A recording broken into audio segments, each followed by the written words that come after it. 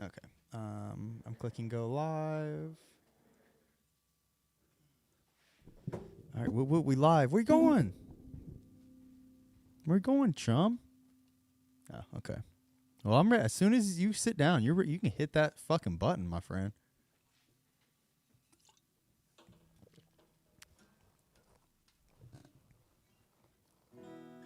I love it. Is it the end of the world? Yes, it is the end of the world. And it's also the beginning of a brand new, solid, juggalo world for us all to enjoy. Yeah! Welcome, my friends. My name is Kyle, a.k.a. Keezie, and this is Deck Wendell, and I'm here with my man,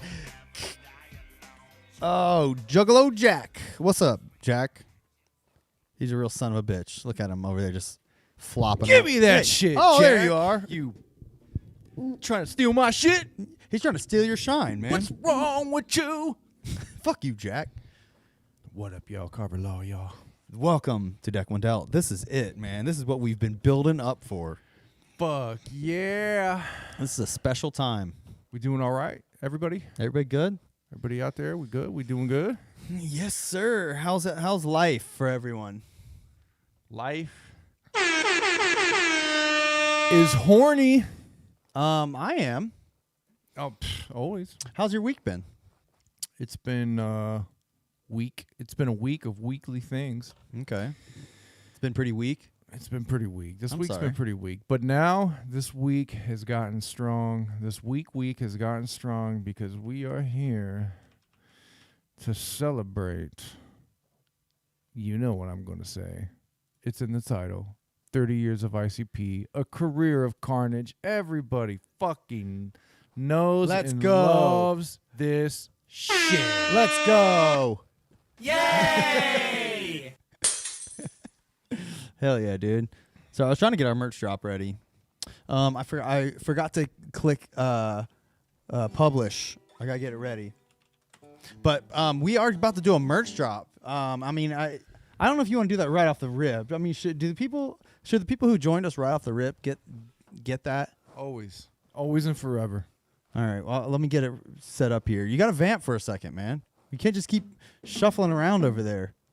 You know I shuffle. I do the good old Kentucky shuffle. That's what we do around here. I mean, this is Deck Wendell, so shuffling is part of the gig. I'm just hoping we're good. Are we choppy out there, everybody? Yeah, really. I mean, I'm hoping we're doing okay I hope because, so. you know, the last two shows have been kind of a nightmare. Yes, sir. Oh, shout out to everyone listening.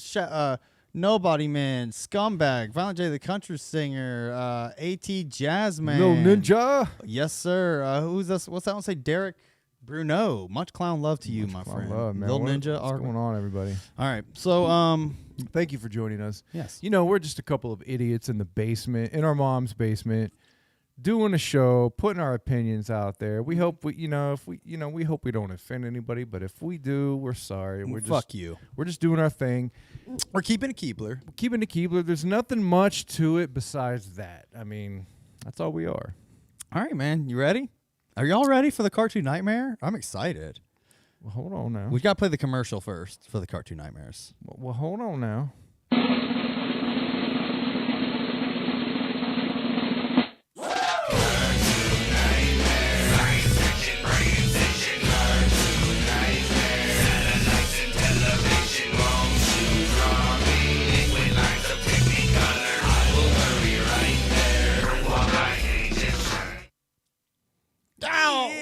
There it is. Here. Oh, they got to see the reveal. Oh. Cartoon of Carnage.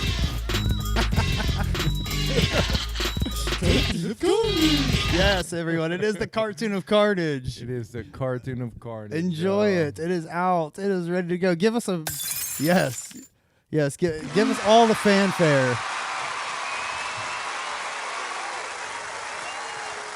Man, it is out. Head over to deckwendell.com/shop, and they should be available shortly. Enjoy.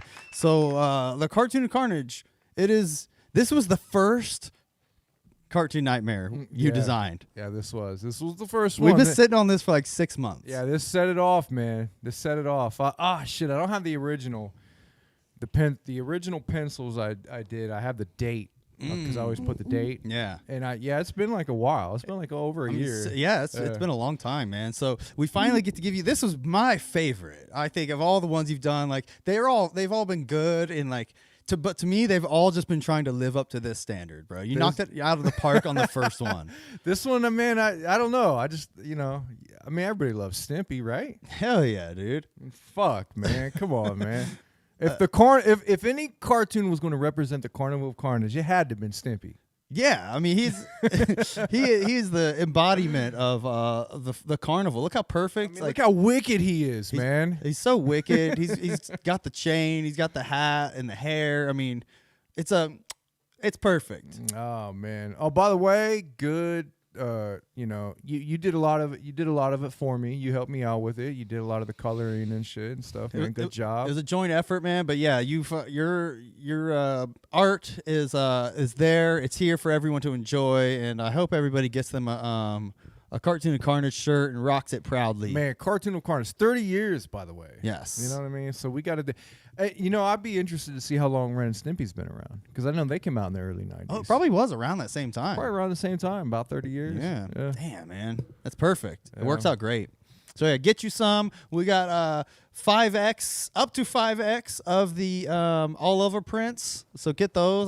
This time around they're a little less gaudy. Hopefully people like them. But if you got ideas, suggestions, I can whip some more shit up. So if somebody wants something, let us know, man. Mm-hmm. These are what we got. So check it out, deck1adult.com/shop. And I tell you what, Stimpy, You stupid ass. but I love you. Yeah. Hell yeah, bro. All right, well, that was it for Cartoon Nightmares. That's our e-bagging for today. Yes.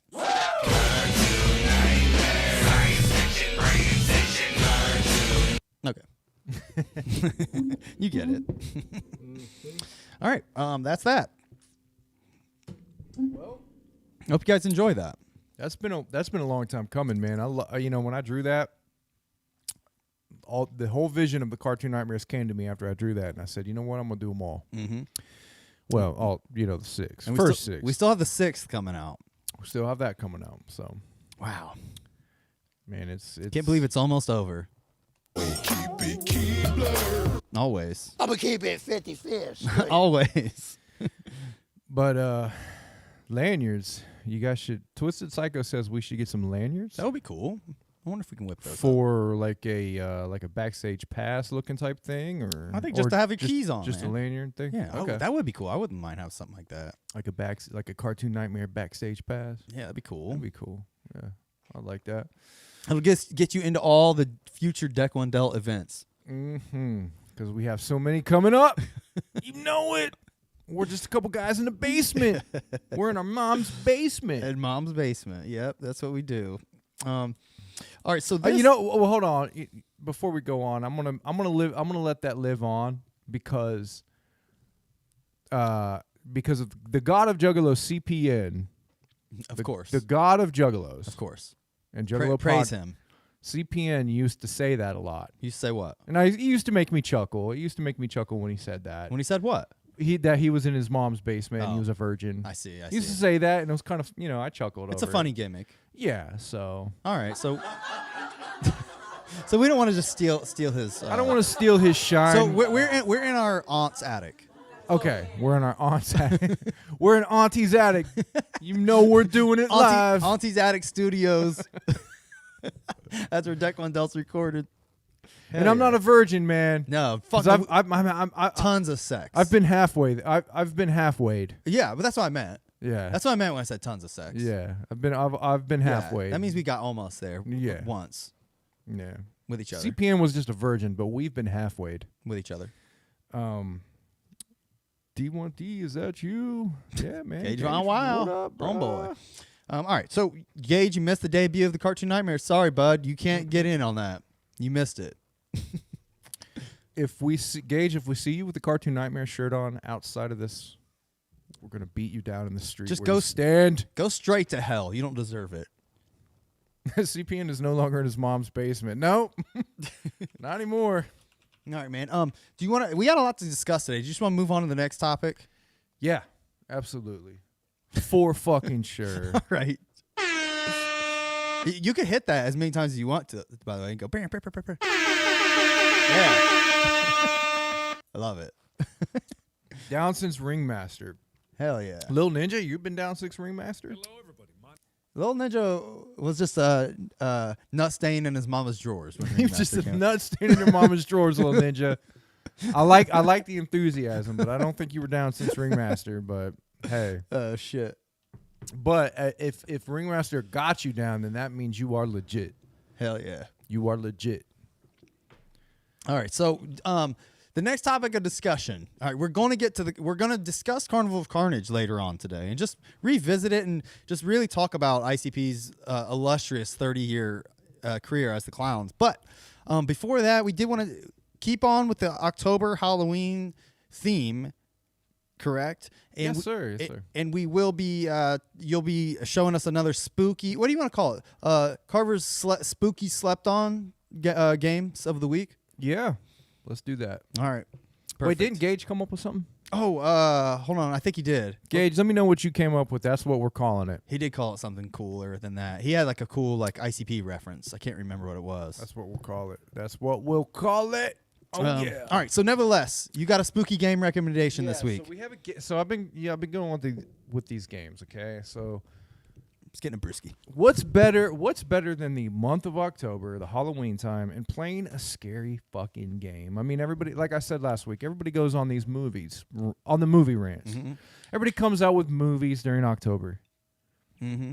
You know, a reboot or a sequel or a fucking something for October, the movies. All kinds right? of like bullshit like movies that like just are straight to DVD, like garbage horror movies. Yeah, you know what I mean? Or they came out with the new Halloween or the new Hellraiser or whatever. But you know what really gets me into the spirit is games, spooky games.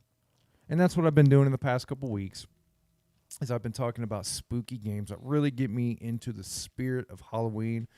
And this week is none other than He said Carver's Midway game show Carver's Midway Game Show. I like that.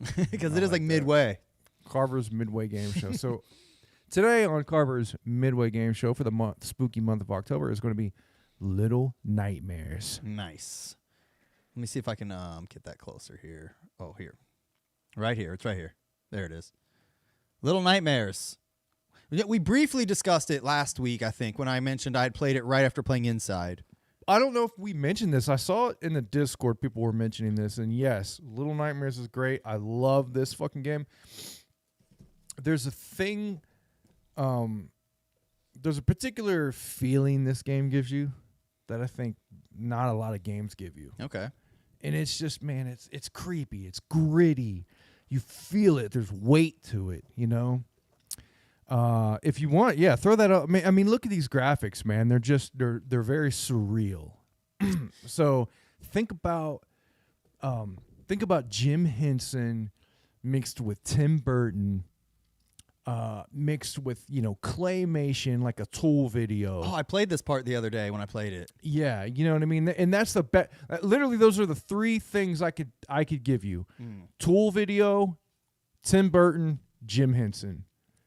Doing acid, living in hell. I mean, that's this game. Hell yeah. And That's sweet. It's great, man. There's 2 of them out. And There's also a mobile version. Did you know that? No, I didn't. It's like $5 or $6. Really? But I mean, if you're into that, like it looks like a more top down, like isometric, but it's made by the same company and everything. And you play as Georgie from the It series. Oh, yeah, it's like pretty much what it looks like. Yeah. I mean, I would think that's does- what it is. You're just missing your red balloon. Now I know when I started this right after playing Inside. My 9-year-old daughter was actually watching me play Inside, watching me finish it. And she watched the whole last crazy sequence. She's like, "That was crazy." She's like, she looked over at me. She's like, "Have you ever played Little Nightmares?" I was Really? like, She knew about it? Yeah, because they watch all these YouTubers and shit. I was like, no. She's like, it's kind of like that. I was like, I actually have it downloaded because it was free on PlayStation like a month or 2 ago. I downloaded it and I was like, I'll try it. I played it for like an hour, played through all this part, and really enjoyed it, especially after playing Inside. It was like a more polished, like more time spent on it version of Inside, pretty much. Like, Yeah. But like especially with the more 3D like area, and the puzzles were a little like more thoughtful, but No, it was way less forgiving with the checkpoints, and that's what turned me off of it. Well, I'm about to disagree with you. I think Inside has the more clever puzzles. Oh, okay. The more like, holy shit, that's what I had to Yeah, do. okay, sure. I don't think Little Nightmares has that. Okay. But everything else, yes, there's more to it than There's way more platforming in Yeah. Little Nightmares. Yeah, because you got that three-dimensional element. So, I mean, great game. I mean, these you can get. I think you can get a physical copy with both games on it. If you guys are into physical copies. Other than that, I mean, you can get these games anywhere. They're pretty popular. They're not like a underground type of thing. I mean, these are pretty. These are out there. So People show your love 'em. version of the game again. It has like a cool like figure with it. So when this game was announced, I was really looking forward to it. So I bought the this kind of special edition. It came with a little figure, which is pretty cool. The figure is called Six, or the character you play as is called Six. I don't know why that's her name. I think there might be like the kids are numbered. Oh, okay. So you're number 6. And you walk around with a Zippo, and that's how you kind of light your way. The first one, you're in a raincoat. It looks like Georgie. I mean, might as well be Georgie. Now, does the story unravel, and like you get like a more clearer picture of what's happening, unlike Inside? Yes, but it's also like Inside in a way to where like the end is crazy. Okay. And you don't know. You don't really know what the fuck is going. You're still going like, what the fuck? Like you're still going like, what the fuck? It's cool. It came with like a little background for the. Oh, that's pretty cool. But man, this game is like a surreal nightmare. Mm. You know how like surreal paintings are. Yeah. That's this game. The architecture is crazy. Like, so a coffee table will have like 9 foot tall like legs. Yeah. And like the bookshelves will be like towering, like they'll look like skyscrapers. There's like, what is this? Like a baby? What is this? Like That's like you can't see it on here, but that's and the creatures in this, I mean, just like that is creepy. The creature design is nuts, dude. He's blind, but he's got these long arms and he can climb and shit. And when you're hearing the sound design in this game is by far some of the best sound design I've ever fucking heard. Okay. It's amazing. The breathing of these characters and shit, because you'll hear them go like, they're like breathing like mouth breathers and shit. You know what I mean? Just a great game. I had the soundtrack for it too. This came with it brought the like a CD soundtrack. The CD soundtrack. And if you want something good to play for Halloween, put that shit on. Okay. I mean, if you want to pull up the soundtrack to this game. I don't know if they'll Let's see fucking what we can hear right now. They'll rip us off. The soundtrack to this game is great. Oh, look, that thing's chasing her. Oh shit! See, this right there would make me so nervous. Oh yeah. Oh, this part's amazing. I love this part. See if this person gets it, because this took me a while to figure out.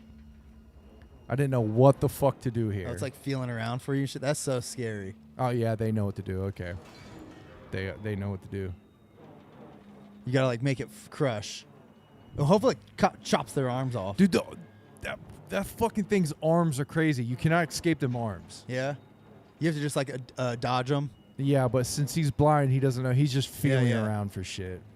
Oh shit! Oh, it almost got her. Oh, he got it. Damn. Oh, it got their arms. Ew. Oh, he got it. Great. That's so dope. That's creepy, man. Like, that shit scares me too much. Oh, man, I'm telling you. Jim Henson, Tim Burton, Tool video. That's all you need to know about this game. Yeah, I was enjoying the hour or so I spent with it. I'll probably revisit it, but man, this literally might be too scary for me. It's crazy. It is pretty fucking... I think it's a little scarier than... Inside. Inside to me wasn't very scary at all. Yeah, no. Like the scariness of Inside is like the dogs chasing me. Yeah. The scariness of Inside is just anxious. Yeah. This is actually scary. Like it's designed to be scary. Yes. Hey, what's up? Al Z is in the house. Yeah, but man, yeah, this game's cool, man. There's a few bosses in this game. There's one section where you run through a butcher shop. Oh, is that this right here? Yeah, which really fucking spoke to me because I have done this. I have been a butcher. I am this guy. You're that guy right there. I'm that guy right there. Oh shit. I've just lost a little bit of weight and got a little bit in shape. Got in shape, but I was that guy for many years. And like the way it's funny. He just keeps chopping. Just chopping at shit. He's like got fish and shit. But this is a great segment. The best segment in the game, I think. Really? I love this segment. I love this. It's very segment. creepy. Yes. So does this game like wrap up with like with a story and everything? Like as far as like, it does, but it also has add-ons and shit. Like okay. there's an add-on to this where you play as another kid. Oh, and it's like the same. And shit! Look, the butcher's like running after her. You play as another kid, and you're running through the shit at the same time as she is. Oh, that's cool. And then you meet and shit. That's pretty it's cool. crazy. It's crazy as fuck. My wife played all of this shit, beat it all the extensions, everything. So how does the sequel relate? The sequel, you're a completely different person. Okay. I haven't beat the sequel yet. Okay. You're a completely different kid. So I have the sequel right here. Here. Actually bought the sequel. And a lot of this shit is I literally bought this for my wife because she loves this shit. Mm-hmm. But you're a kid with a bag on your head. You got like a grocery bag on your head. Oh, weird. Yeah. And this is more in a city. You're like the first one you're on a ship. Yeah, I can tell that. It all takes place on a ship. The second one you're in like a city. Okay. You're in like this weird town, this weird crazy city.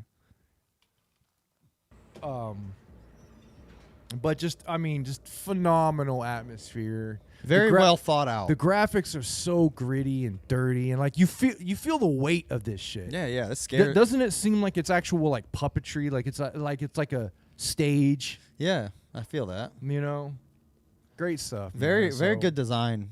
That you could tell why this game is kind of an indie standout. Like it's phenomenon. an indie darling. Yes, yeah. And so you could tell why it deserves the praise it gets. Yeah.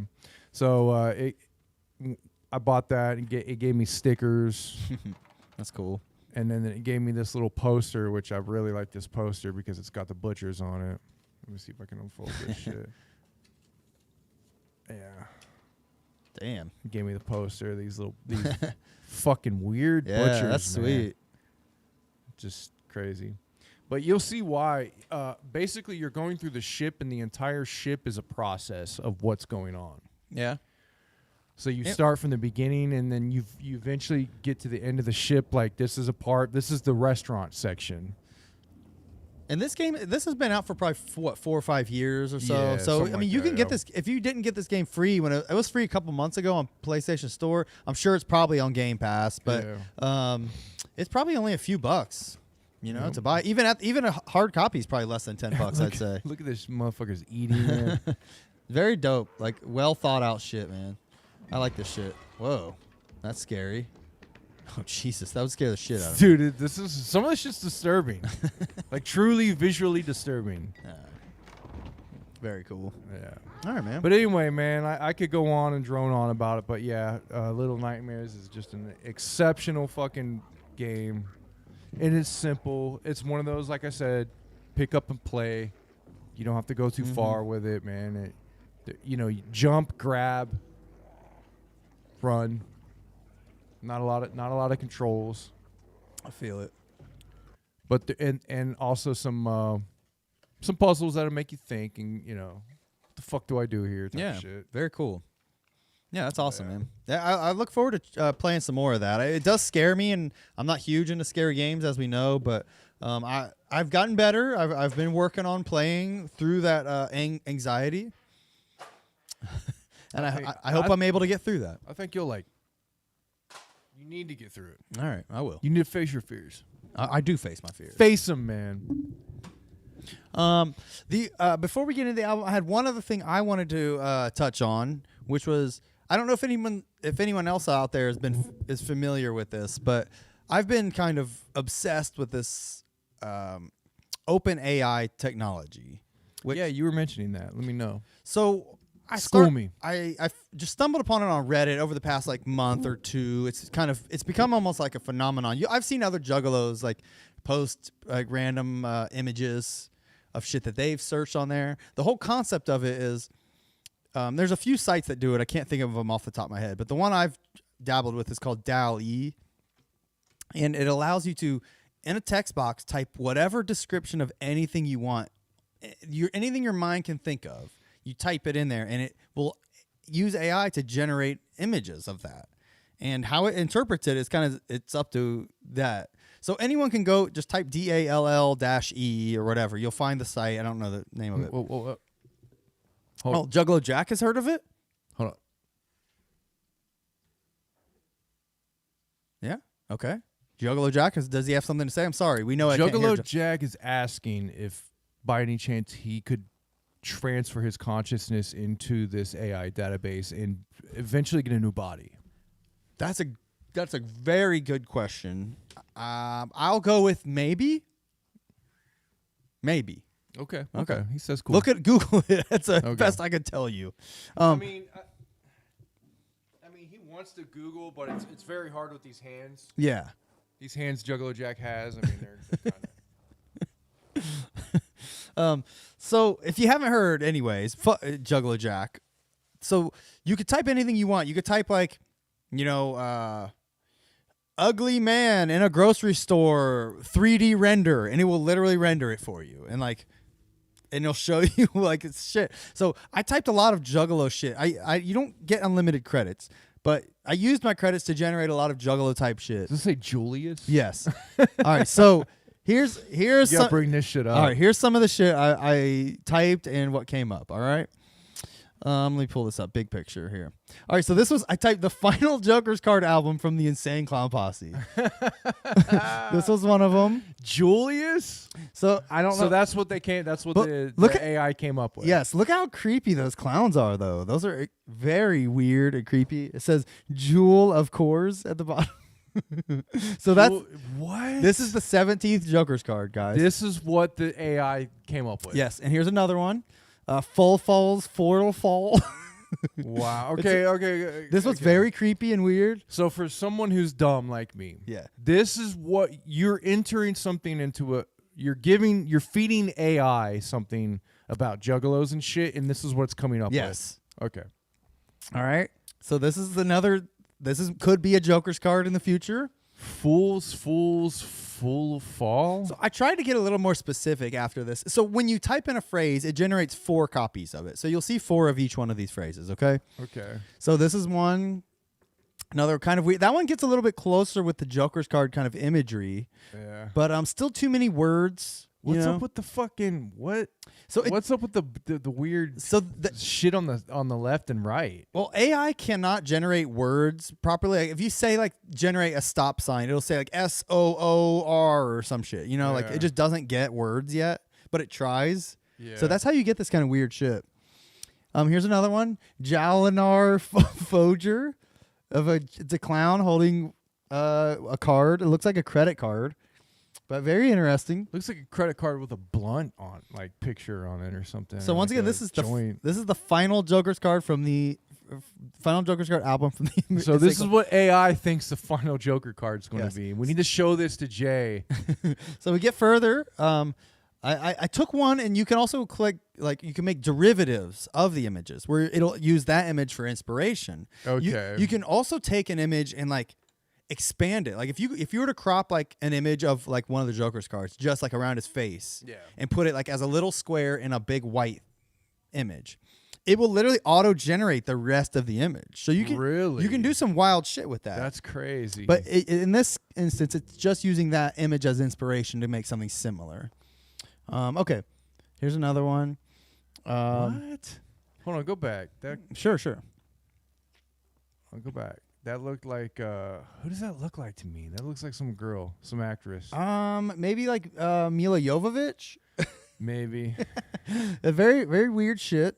All right. So let's see what else. So I try to get a little more specific. I put Album cover, all black background, flat 2D, minimalist, digital art, 3 colors, clown face, spirit guide. That looks like Jesus. Yeah. Isn't that weird?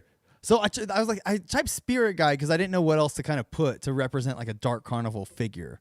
So when I put that, this is what it came up with, which that was pretty cool. That is pretty cool. Here's another one. That's kind of disturbing. That one, it went with kind of a native feel. I think, you know, I thought spirit guide was kind of throwing that. Yeah, vibe that off. definitely looks like some native shit. So I don't know what's going on with that one. All right, so I got a little more specific. So I put, instead of spirit guide, I put Oracle of the Dark Carnival. Huh. All right. That one's kind of really cool. That one I is like cool. that. Let's see what else it came up. That's disturbing. That's fucking weird. It has like a third eye. Yeah, that's weird. Another kind of weird one. That's like, yeah. So I think it like it went with like a card kind of vibe. All right, so here I went even more specific. I put album cover, all black background, flat, 2D, minimalist, digital, modern, urban art, 3 colors, front facing head with clown makeup, a mystical oracle of the dark carnival that decides your fate. How much more specific can you get? That's, I mean, that definitely looks like that could be like a horror movie kind of like antagonist. Yeah, like that Don't it? description. Yeah. Yeah. So that we got this guy that kind of looks like a weird like 80s like not Bon Jovi, like David Bowie vibes for this one. There was this one which was very interesting, kind of like really weird, like a Dalsim character almost. Another one that wow, it kept making fucking weird. This one gives me a vibe of like a jack from a deck of cards or something like that. Yeah. And then like this one's very cool. That's pretty cool. A lot of African kind of influences here.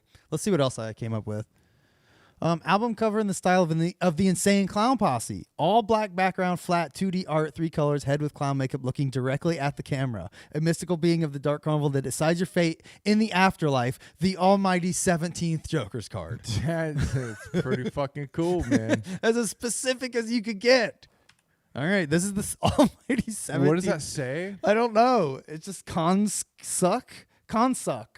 What the fuck? Very weird. What the fuck? I mean, I like the fucking art. Look at this one. I thought this one was really cool. That's a mirrored image. Yep. You're right. And that's closer. This one was one of the closest ones I could get to like a Joker's card, I think. Very weird, like blue and white clown makeup with a crazy red hair. I don't know where it's in this technology gets its inspiration from other images. It searches like millions of images to kind of like, and it does it like layer by layer, you know? Yeah. Here's another one, Kokon. The almighty 17th Joker's card, Kokon.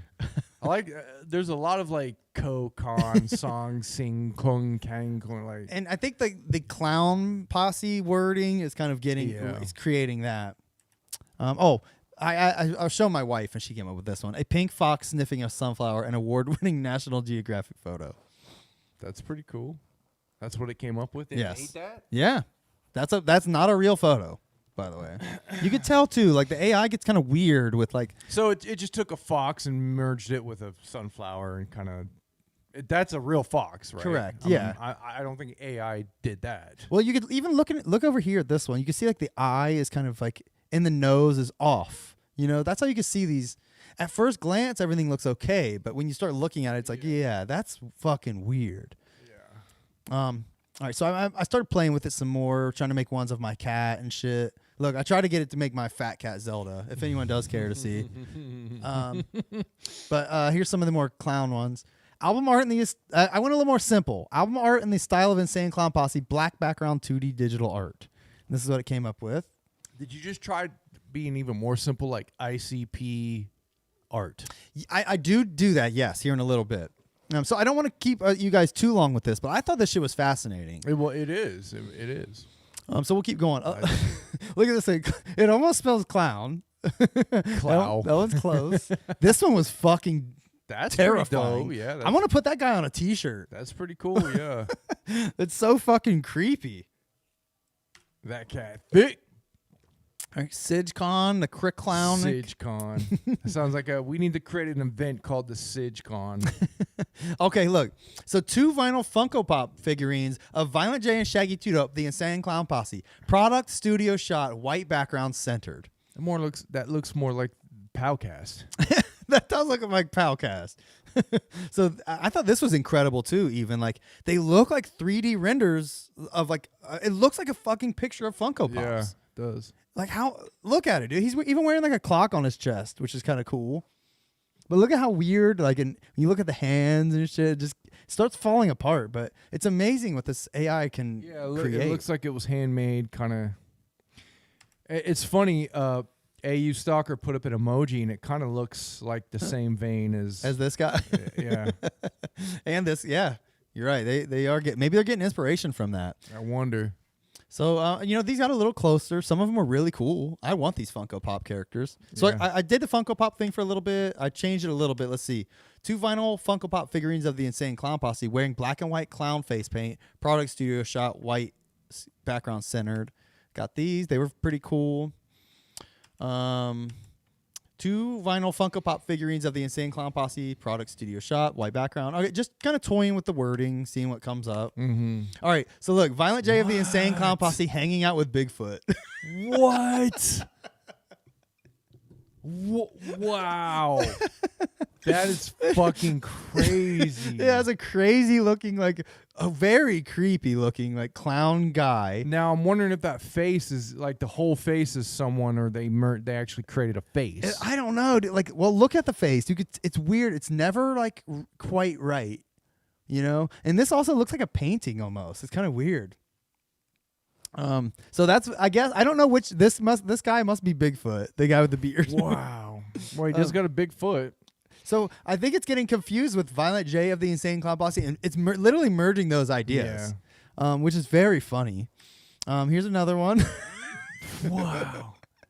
That's fucking crazy, dude. Oh, God.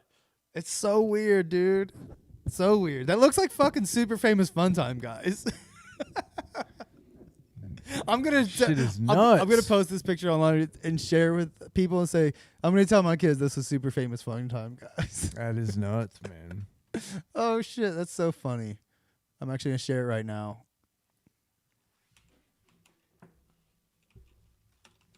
Oh, sorry, you guys have to deal with that.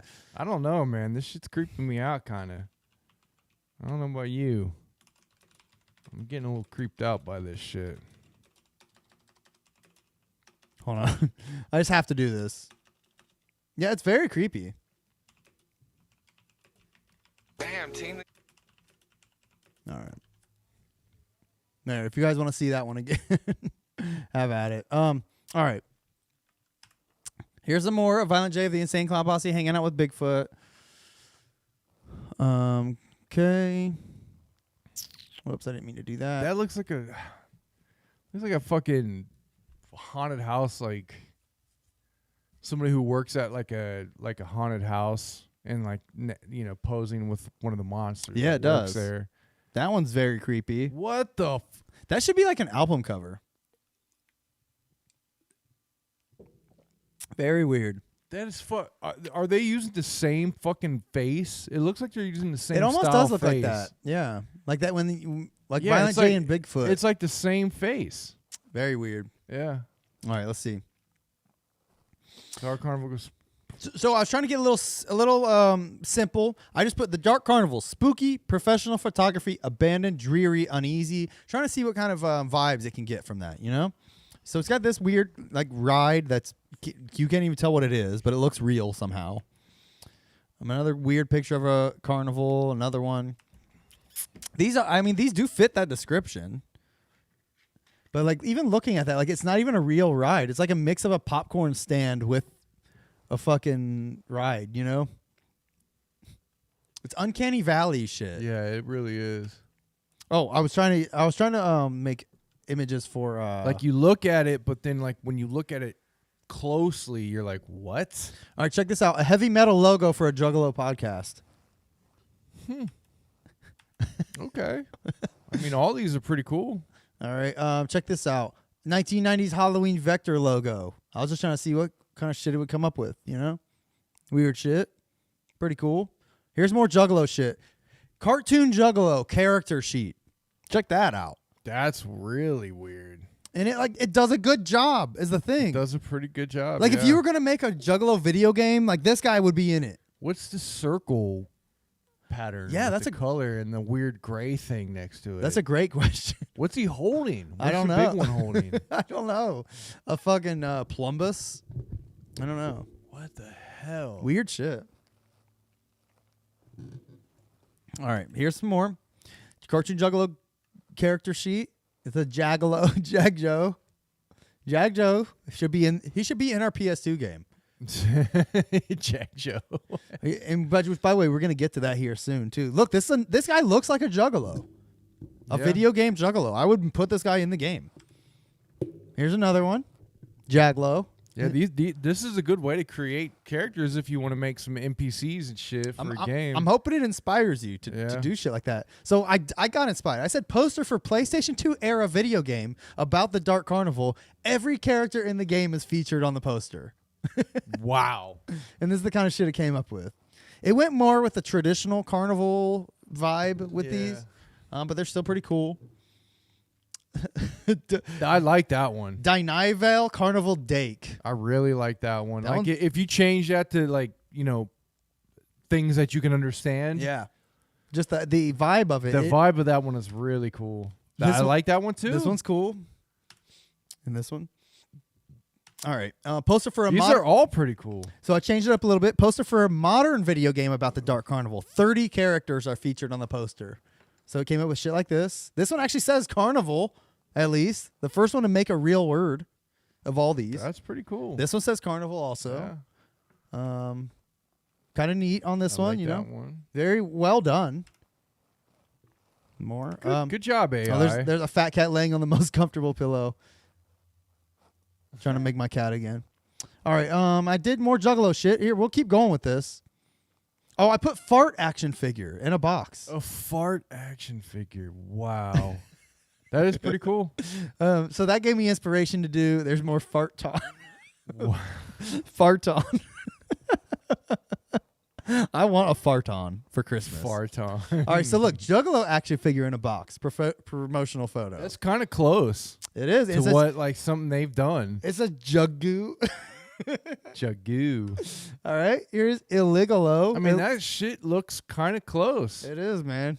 Here's another one. He looks like a fucking like a Jack in the Box. I like him. Yeah. I really want that one. He's really cool. And look, it almost says like whoopee or something like up here, you know? That's what it reminded me of. Crazy. All right. The last one there. All right. And then I put, so here's where I just got as simple as you can get. I put Carnival of Carnage. Carnical. That's what it came up with. Caracal.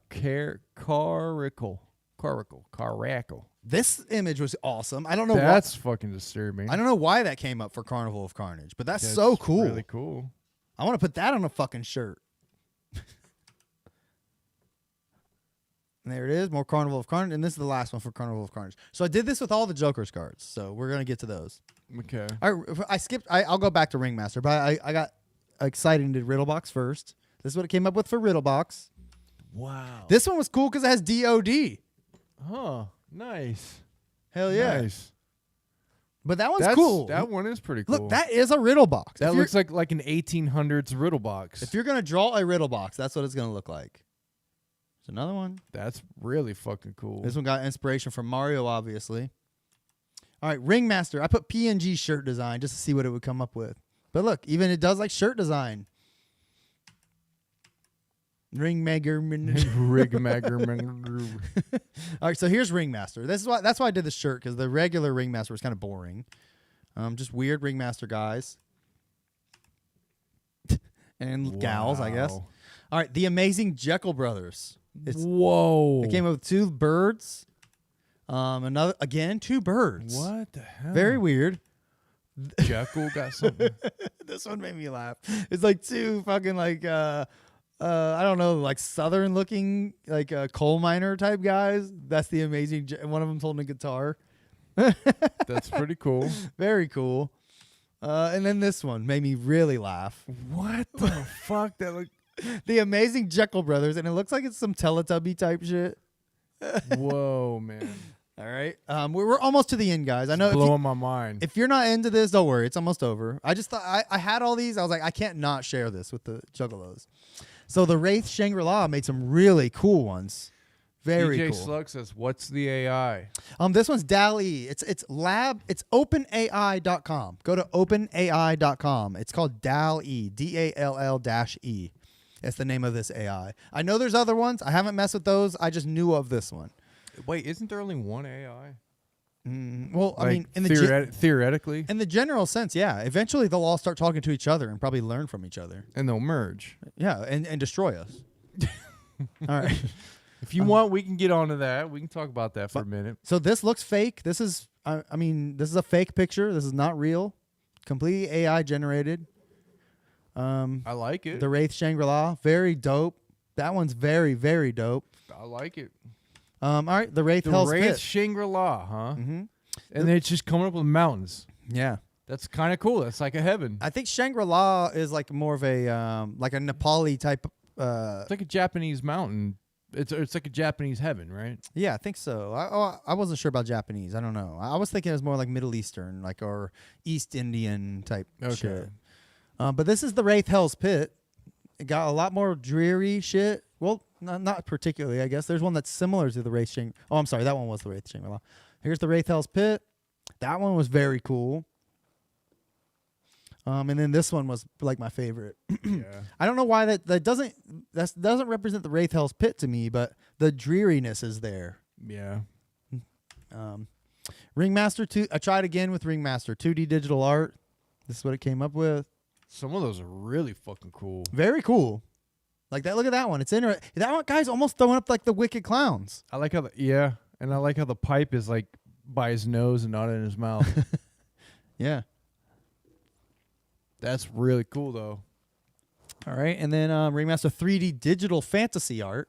Try to get a little weirder with it. That guy he's kind of close actually. That's it. That would be a good concept art for the video game. Yeah. I like that one. All right. Ringmaster 2D vector logo, 2 colors, and I think that confused it, but it was very tight. Let's look at this interesting effect it achieved. It made like almost like opposite versions of them, which I thought was really interesting. I like that. Yeah. Those are some good logo designs, man. Yep. And then that's the last of it actually. So very cool, right? Yeah, that shit's really fucking cool, man. All right. That's all I got. I liked it. So check it out, openai.com, DALL-E, man. You could we need to make that a segment. just come up with weird give shit. us, we'll do shit. We'll come up with things on the fly or something and see if we can type it in. So for your first month, you'll get 50 searches, and then after that, you'll get 15 unless you pay. So keep that in mind. There's other free ones that you don't have to pay, but on Reddit, the best ones I see are always from DALL-E. That's why I wanted to try it. So I hope you guys like that. All right. Well, that was really cool. Really interesting and fascinating things, man. All right, man. So before the show, we were discussing ICP's legacy, and we were kind of enjoying hearing ICP talk about the Carnival of Carnage, which they did so in one of their Patreon exclusive videos a few months back.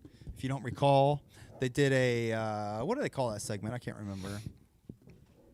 The jam exam. Jam exam. They did a jam exam for Carnival of Carnage, which is essentially what we do, and nobody's going to do it better than them. So, we're by no means trying to do that. We are merely just once again enjoying the start of ICB's career. This is the begin. Like, I don't think people realize the gravity of this moment. Well, they even said themselves in that Carnival of Carnage jam exam that when they first met with Mikey Clark and basically understood that they could do beats and things like that quick, because with the previous producer, it was a long process and it was tedious. With Chuck Miller. Yeah. Yeah, he said, he's like, here, we were watching that video. It was fun, really funny. Jay was like, all right, he's like, here's snare. It's like, tss. And then, okay, we got to listen to this one. It's like, tss. Yeah. And we got to listen to this one. It's like, tss. He's like, come on, man, you're charging us by the fucking hour. So when they got with Mikey Clark and he did it in 10 seconds. Yeah. They blew realized their fucking minds. They realized, okay, now we can do this. Like, yeah, like before that, it was like they were kind of trying. Yeah. But once they realized Mike could do what they were paying a guy to do for days, Mike could do it in seconds. Yeah. Once they realized that, they were like, okay, we can actually, for We can do real, this. be rappers. And dude. Jay literally says in that exam, and that's when Insane Clown Posse started. Yes. That's when it truly started, and they said, okay, we're not going to be wrestlers. We're going to rap, and this is it. So you all can make arguments that ICP's been around since before 1992. Of course, ICP has. The Insane Clown Posse has not. The Insane Clown Posse. The Insane Clown Posse as professionals, and this is what we're doing. That's when it yes, started. Their career started in 1992. Yeah. And they 30 fucking years and still kicking, still as popular as they've ever been, you know? Mm-hmm. Hey, Little Ninja, of course, man. He says, can I call and leave a message? Yes. Absolutely. Please do. Yeah, we'll check it out. But yeah, man, like it's nothing to sneeze at. No, fucking man, this career rivals that of some of the most prominent rock stars that's ever been out there. Yeah. I mean, like, how many other rock stars will even have a legacy behind them of adoring fans that like dedicated their life? I mean, Grateful Dead did it. Grateful Dead does it, yes. But like Metallica, like, are they gonna have like adoring fans like the Juggalos? Like once they're gone, they've been making music for 40 years, you know, but they don't have Juggalos. Mm-mm. They have just every fan of Metallica is a fair weather fan. Yeah, just like, oh, I'm into a new Metallica CD's out. I might check this I one like out. them. Juggalos check every album out. Juggalos stick around. Juggalos come back. They always get, heavy with it. They always get invested into it. Absolutely, dude. They might drop out for a while, but they always come back and get invested into it because, like Jay said, check out that jam exam. Yeah, it's like, well worth rewatching. Yeah, like Jay said, there is a magic. There's a magic to it, you know. And we were watching that again, and it's unfortunate they had Isham ruining half of that. Isham royally fucked them on that, man. I will say, man, I don't want to hate on Isham, but man, he added some things.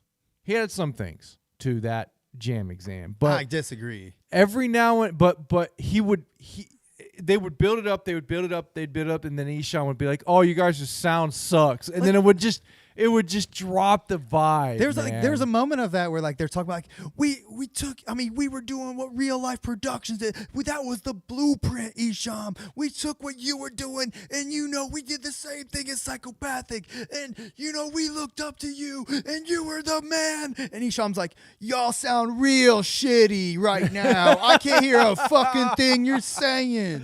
Dude, I mean, what the fuck? It's bad. It's bad. It's so disrespectful. It fucks the entire thing up. Like, Isham was an asshole for doing that. I really, truly believe Isham does not respect those guys. It's There's absolutely no respect that Isham. None. Isham will work with them. Yes. And he'll, tolerate them. But I think he looks at those guys as legit, like, just fucking morons. Yes. Clowns. Dude, like I said, I told Carver, I said, Isham is the Kanye of the underground.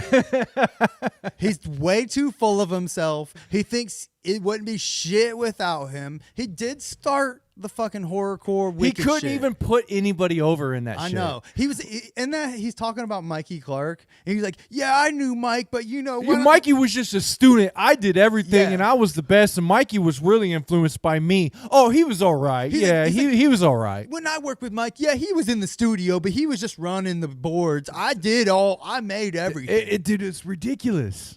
And then, but he does just to make sure we're keeping it real. Like he does at the end of that say like, but yeah, Mike, he was the man. Like he say that. He was real. He was real but he was only referring to when Mikey Clark said he knew somebody.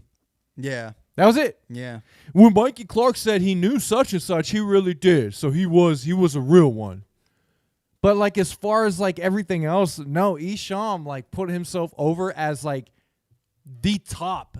Yeah. Like you know everything came from him. Yes. Which And I guess could be argued. And he's talking about how he does make comments about how like he's like they just didn't understand. He's doing what like some artists do, where like they try to make it deeper than it actually is. Where he's like, they didn't understand my shit, man. I was already talking about that, bro. Like when you did that whatever the Homie Don't Play album, he was like a teenager. Like you didn't know shit. You know what I mean? Like you were just saying taboo shit to be shock culture.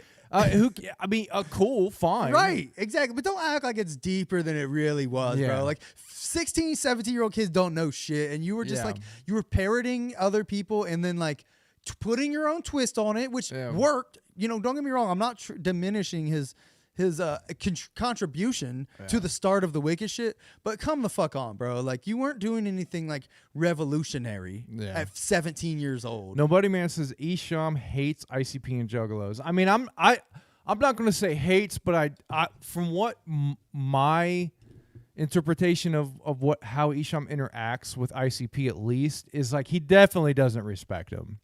Yeah, he just looks at him as like two like corny dudes that like got bigger than him, and it's just like it's unfortunate for him, but he really is you know, the authentic, and they just kind of ripped him off and they got big because they marketed to a bunch of white kids. Yeah. That's what I think Isham truly thinks of ICP. I think he's smart enough to understand like he doesn't want to burn that bridge. So yes. And he knows he wouldn't have a fan base without juggalos, honestly. Who the fuck is not a juggalo that likes Isham? No one, dude. Isham probably, I mean, I'm sure he had a fan base. Yeah, for the 5 years before ICP, yeah, sure. And they're probably still around, but they're like what now, in their 50s? Yeah, exactly. You know, like pushing 50 if not. There's no one out there that likes Isham and doesn't like ICP. Yeah. Like I don't think those people exist these days. So I think he knows that. So he knows better than to fuck that up. But the dismissive attitude during that jam exam was like outlandish. It was disturbing. I mean, like I really wanted to turn it off. I was feeling like I was getting like Office. You know, when you watched Office and how awkward it was. Yes. That's what I was getting. I was like, dude. Like after that, like I hope they don't really fuck with it. Like like you said, give him his spot. Give him that main stage like opening performance at the Gather. I think he does deserve that. His like just career wise, he deserves that. But attitude wise, he doesn't deserve for them to put him on a platform anymore. Yeah, I would say this is what I would, if I were ICP, this is what I would do. I would give Isham a prime spot at the Gathering. I still think he should do that. Prop him up, sure. Yeah, give him a prime spot at the Gathering. But other than that, don't really get him on. Don't interact with him that much anymore. For real. Because he doesn't give a fuck. And he doesn't get it, man. Yeah, he does. He doesn't give a fuck, man. He doesn't care about. His ego has gotten the best of him. He is pretty egotistical, I must say that. But it's been like that for. I mean, I thought those same things back when he was making those YouTube like vlogs of like just words back. You know what I mean? Back in the day, like he was saying that same kind of shit. He said some fucked up shit about him. Back I know, then and that was like 20 fucking years ago. Yeah, almost.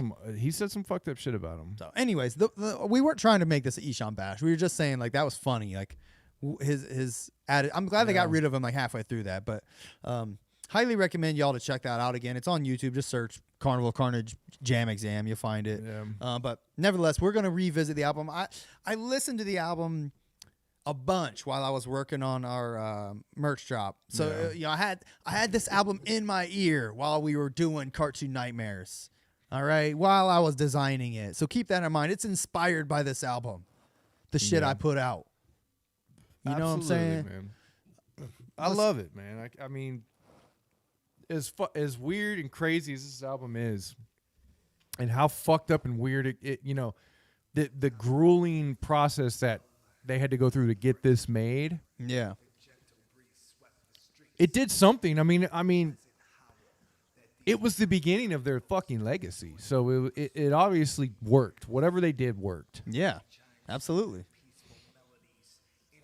And, you know, we don't have to... I'm not sitting here trying to examine every fucking song, man.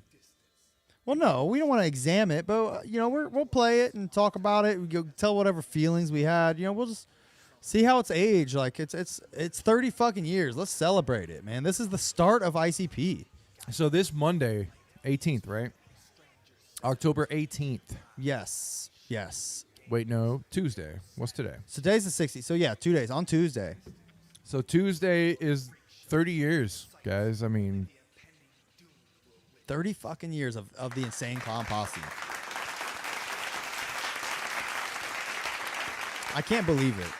I cannot believe it. I would never thought I'd be talking about the Insane Clown Posse. yeah. 30 years. I'm 40. I'm literally only 10 years older than this album. Yeah. Yeah, I'm Yeah, less. I was 10 when this came out. I was 8. That's crazy, dude. I mean, they were starting this legacy while I was 10, like not even like just now getting boners. I wonder where they thought they were going to go with this, cuz I will say this, like listen to this album, dude, like they take some very off the wall takes and lyrics. Like they immediately knew out the fucking gate that they were like, we're going to drop some shit that nobody says.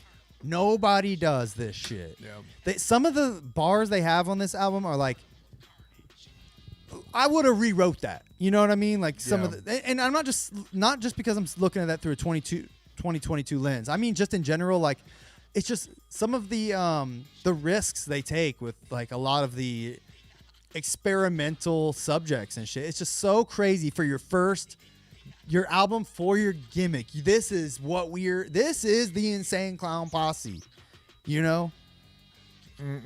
I mean, yeah, it's just, they came out of the gate, I think, with a energy of chaos. Yes. There was an energy of disruptive. There was an energy of chaos that they had, but what was baked into that chaos was their personalities and their humor. Yeah, that's key. You know, I think they'd already worked out the kinks. Like I think about like our Cap City shit was their dog beats and basement cuts. You know what I mean? Like they had already worked out those kinks, and now Insane Clown Posse was their fucking wonderland. Yeah. So on this album, nowadays you still get some of the humor and some of the the deeper personality, the personality traits that they still have. You know what I mean? You still get that. Yes. Always, they haven't changed because they always kept it so fucking real and transparent. And this is what I like to say about ICP. They spoke a language to a class of people, and it wasn't ICP that invented this type of talk and language. This type of talk and language was because it was a class of people that spoke this way and thought and talked this way. Yeah. All they did was put it into a platform, put it into and not try to hide it or put an envelope over it and like, we're gangsters. We're yada yada. They kept it so fucking real with the I mean, you can people in the hood are probably some of the funniest people out there. So they brought all of that to the fucking art. By the time I was 10, when this album came out, I was learning that type of talk because that's how people talked. Yes. That's how, let's just, we can say this. That's how white, lower class to middle class suburban kids started talking. Yes. ICP, and ICP was doing it. You knew that they were talking that way in the 80s. Yes. That it kind of developed in the 80s, and by that time that humor and that way of talking got brought into the 90s, and it started developing even more of a what do you want to say, a staple in how people talk. Oh yeah. Yeah, I agree. And then we're 10, and by the time we're teenagers, that way of talking is ingrained. And MTV is doing a great job of like, inserting that kind. And so MTV, I compare that to like TikTok today. Yeah.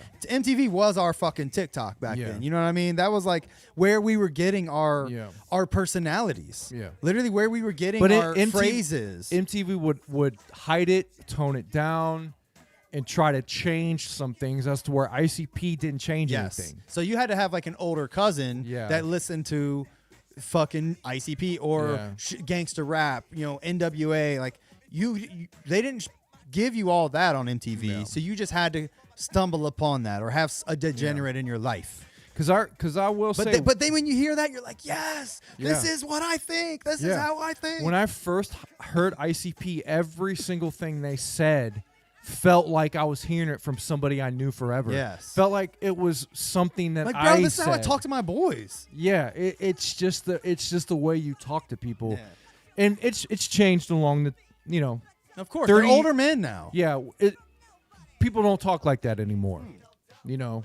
Yeah, people our age and older still talk like that amongst their friends. Yeah, but it doesn't.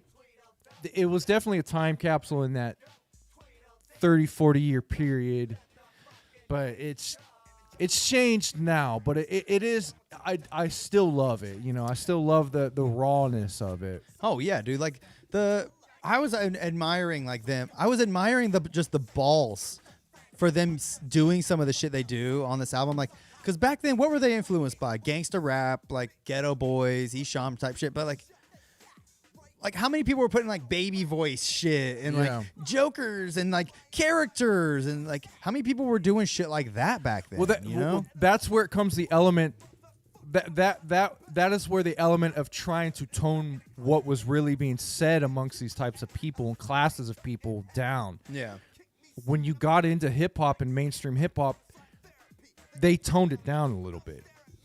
And then you got to also think predominantly black people did hip hop in the 90s and things like that. You had you obviously had some white groups out there. Sure. But ICP is really what it brought to the forefront of how white lower class people were talking. Yeah, I got you. You know what I mean? Yeah, that's a good point. And they weren't, and white lower class people were not, they were not afraid to be goofy. Yeah. They were not afraid to be like there's put on characters. They didn't try so hard to be the hard, gangster. Gangster. You're right. Even if they were, they still were okay with being funny. All of y'all know what he's talking about. I know exactly. Like all of us know people or a part of those circles. Yes. Like we all grew up with that kind of shit. Unless you are just upper class or whatever, but everybody knows those like lower class, white kind of weird hood people. Like hood, or at least you know what I mean, just lower class. They're into that fucking grimy. They understand the grimy lifestyle and what the hood is and what shit is, and they talk, but they're still funny. Mm-hmm. You know what I mean? And a lot of crackheads talked like that. And I think that's why crack is so ingrained with the early ICP. Yeah, it's because those crackheads is what embraced and engulfed a lot of that kind of humor and personality. I met some crackheads in my day, and they were hilarious, dude. No, I they bet. were absolutely hilarious. I can imagine. I thankfully haven't hung out with too many crackheads, but I can imagine. And you got to think ICP in the 80s and in the early 90s, in the crack boom, they were living it. They were living it in one of the worst spots in the one of the most condensed places to be selling crack in Detroit and shit like that. Yeah, I mean that's got to be a fucked up place to grow up. So. I truly believe they got a lot of their humor and a lot of their what do you want to say, courage from crackheads. Yeah, as weird as it is to sound, as weird as it is to say that. What do you mean courage? They were looking at crackheads. They were looking at baseheads and the people in their hoods, and how funny they were, and how outlandish they were, and how they were. There was no shame. Okay. And I think they pulled from that. Yeah, that makes sense. Yeah, I mean, just the goof. That's where you get that goofy kind of those. How do you even know about those antics unless you watch Yes. or know crackheads that do that kind of weird shit. And they had them in their family and their friends. They saw this firsthand, you know. Oh man, I'm so happy that they had such a shitty upbringing. Thank goodness, dude. We would have never got great songs like this. It was just a mixture of how the people in our class was talking at the time, mixed with being in such a fucked up city as Detroit. I can't imagine that. And being able to get that courage and, you know, use that, make something of it. Yeah. It was just such a perfect mix. Like if they weren't from Detroit, they wouldn't be them. You know, that's like because if they were from New York, they would have got laughed out of everything. You know, New York was the serious hip hop capital. Yeah, that's interesting. You know, and West Coast and East, and you know, New York were the you know, that was where you went to be. When you were from the Midwest, Detroit and something like that, you had this opportunity to be different. And I think even like, I mean, shit like Kiss is a good example of that. Yes. They even were like, fuck, they had to be. I can't imagine when they came out in the 70s or whatever how fucking wacky people thought they were. Yeah. Then they popped off though. Yeah. I mean, same. You know, who's to say if ICP would have chose to be a rock band, they might have even reached that status. Yeah. Dude, ICP, mark my fucking words. ICP will end up in the Rock and Roll Hall of Fame. They really will. I hope. They will start. By the time we're like actually old, like they will be like respected amongst like the music generations, dude. Yeah, Their legacy is you can't ignore it. No, it's going to go. It will at least be like the Grateful Dead. Yeah. Where there will always be a fan base traveling around to see shows or if you Grateful Dead is no longer together. Jerry Garcia is dead. Right. But there's Grateful Dead fans fucking everywhere, and they're at every festival. Yeah. They're everywhere. Yeah. And that's what I think Juggalos will be like. And forever. Yeah. Like they really cemented it, man. Yeah. They fucking did it. Absolutely, man. I mean, they can quit now and be done, or just keep it rolling. Like obviously, like I hope they do, but I mean, keep it rolling. Like obviously, I always want new ICP, but you know they've already did it. Like there's not really anything else for them to do, except just keep it fucking going. Yeah, keep it going because that's all they know how to, and we're gonna get peaks and valleys from here on out. But yeah, I hope they keep experimenting, doing weird shit, and like. I'm fine with it. Yep.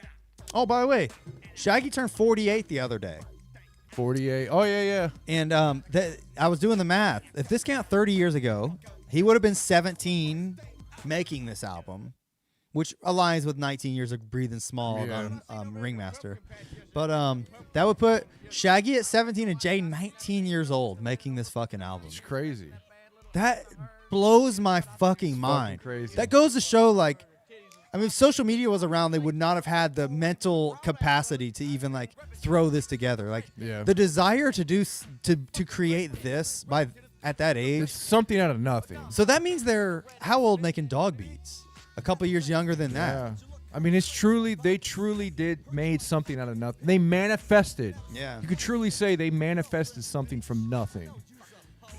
Just literally just pure and utter drive. Yeah. With no social media, with no way of really promoting it without that didn't involve them hitting the fucking street. And thank fucking God they met Mikey Clark. Yeah, man. God damn. Thank God for Mikey Clark. I mean, it's an American. It's like an American. It's one of the most American stories you can think of. That I can think of. Yeah, you're right. That is the American dream. From building from nothing to having like a literal cult following. Yeah. I mean, and like, people come to this country for that dream. People migrate to this country for that same dream. Yeah. To build something from nothing. Yeah, it's crazy. You know? Yeah. Other bands. It's funny that ICP is the American dream. Like, who would have thought that?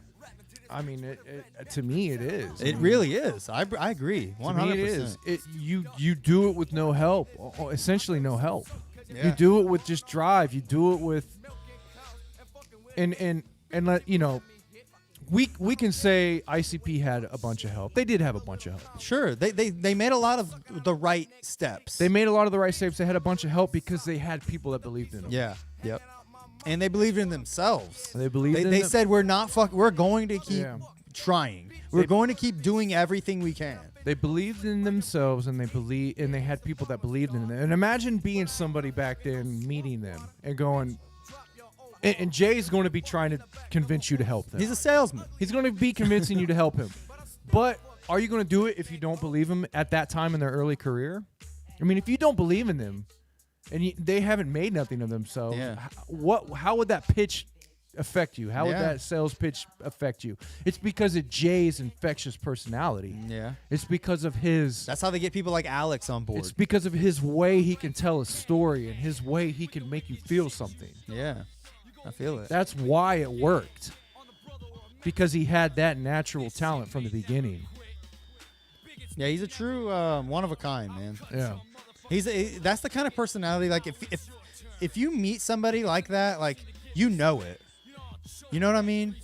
If you have a friend in your friend group that is like that, like you know who it is, and you know to like this is someone to get behind. Like you might not know somebody like that out there, but I mean, when you find those people, you're like, yes, this is the kind of person I need to like feed off of. This is my inspiration. Yeah. You know, Jay was that for his whole entire friend group. And that's a big thing that Jay does. I think he's suffered from along the ways is he does give something for people to feed on.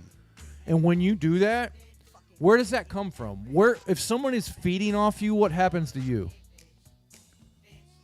Maybe you get drained. You're going to get drained. It's going to affect you. Yeah. When you literally live your life to feed people inspiration and stories and things like that, it's going to affect you. Plus, time is a son of a bitch, and your mind isn't going to work the same as you might have been inspired to be that person for this chunk of your life, but it might get to a point where you're just like, I'm tired, y'all. Like, you do it. Yeah.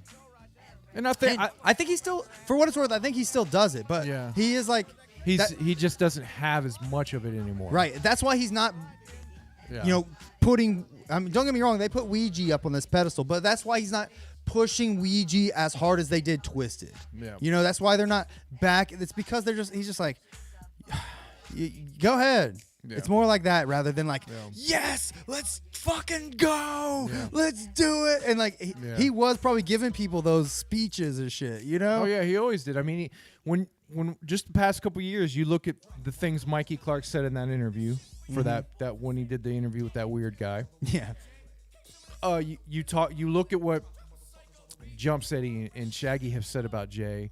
Jay, even Mikey Clark in that interview said, when Jay went to the gas station to get something to drink, in between studio sessions, when he came back, he had a story. Yeah. And everybody listened. Yeah. And everybody wanted to hear it. Yeah. And that's just the way he was. And to credit Shaggy, I think Shaggy stepped up in the older age. And I think Shaggy has taken more on being that personality for the group nowadays. Sure. I agree with that. Maybe not so much as the business mind. No, but they got other people to do that shit now. Yeah, Shaggy's done it in a different way, but Shaggy's definitely stepped to the forefront nowadays. And that's obvious with the fact that, I mean, who would have thought Shaggy would do a podcast? Yeah, it's crazy. For him, you would automatically think Jay would be the one doing it. Exactly. And Shaggy's not only doing the podcast, he's an active participant that is like, he is the personality on that podcast. Yeah. Keegan doesn't. Don't get me wrong. I really like Keegan. Yeah. And by the way, I found out he was here during that Shaggy concert a couple weeks ago. Yeah. I saw a video of it online. I was like, man, I wish we'd have gone to that. Yeah. But nevertheless, I really like Keegan a lot. But Shaggy is the shining star of that show, Yeah, and like of course. that's it's obvious. Keegan knows that, but I do like Keegan's takes, and I like. Oh, of course. I like Keegan being a little more of a. He speaks for us. Yeah, he speaks for the fan. Yeah, he speaks for the fan that is able to get with Shaggy and talk to him. Yeah, he's our voice. Yeah, and I like Keegan. He's down to earth for the most part. As to where Shaggy, I think, is still a little up in the clouds. Sure. Just because, just as Shaggy, Shit. But I like the dynamic. They have a good dynamic. But yeah, you're right about him. Be kind of like he takes a little more of charge now, which is nice. By the way, the last Palcast, somebody shouted us out again. Oh yeah, on the Let's see if I can Palcast, pull that up real quick. and I didn't catch who it was, but thank you again, whoever it was. I had it. I know the time. I took note of the timestamps. What's up, Ninja with a pencil? 100. 100, motherfucker. You know it.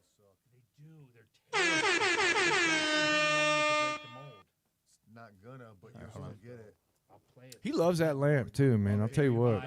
Who? Say you love Shaggy. it, even if you don't. That lamp is a thing. Really? He loves What that is it with the fucking lamp? It's just a big thing. He got that lamp and he loves it. And he doesn't want it destroyed. If somebody touches it, he gets mad. BTV, new member. See, I've been watching him, so I know. Salty Baggins, Here goes. 7 months deep, Pelscription. Whoop, whoop. Oh. Shout out to Deck One Dealt Podcast, and shout out to all the pals holding it down in the Juggalo world. Love forever. Salty Baggins. Salty Baggins. Thanks, thank bro. Or Katie Mack. Thank you, bro. You didn't have to do that. We November. really appreciate it. Yes, sir.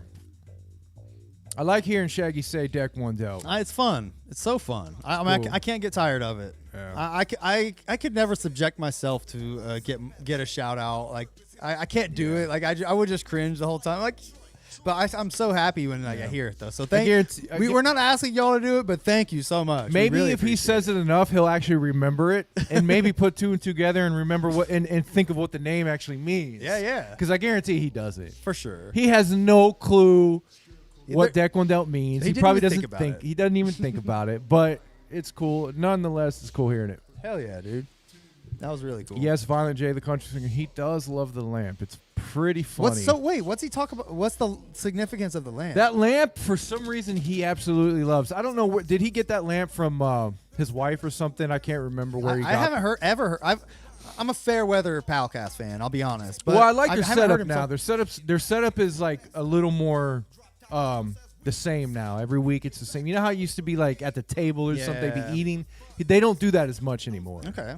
So I actually like the setup now. And they do segments now where I know Keegan shows them videos. Keegan shows videos, TikTok videos, and Shaggy does Photo Boy Shaggy, where he takes photos of shit and talks about Oh, it that's and funny. how goofy it is. That's funny. I like that. Yeah. I haven't listened in a while. It's been a couple months. It's pretty cool, man. You should check it out. All right.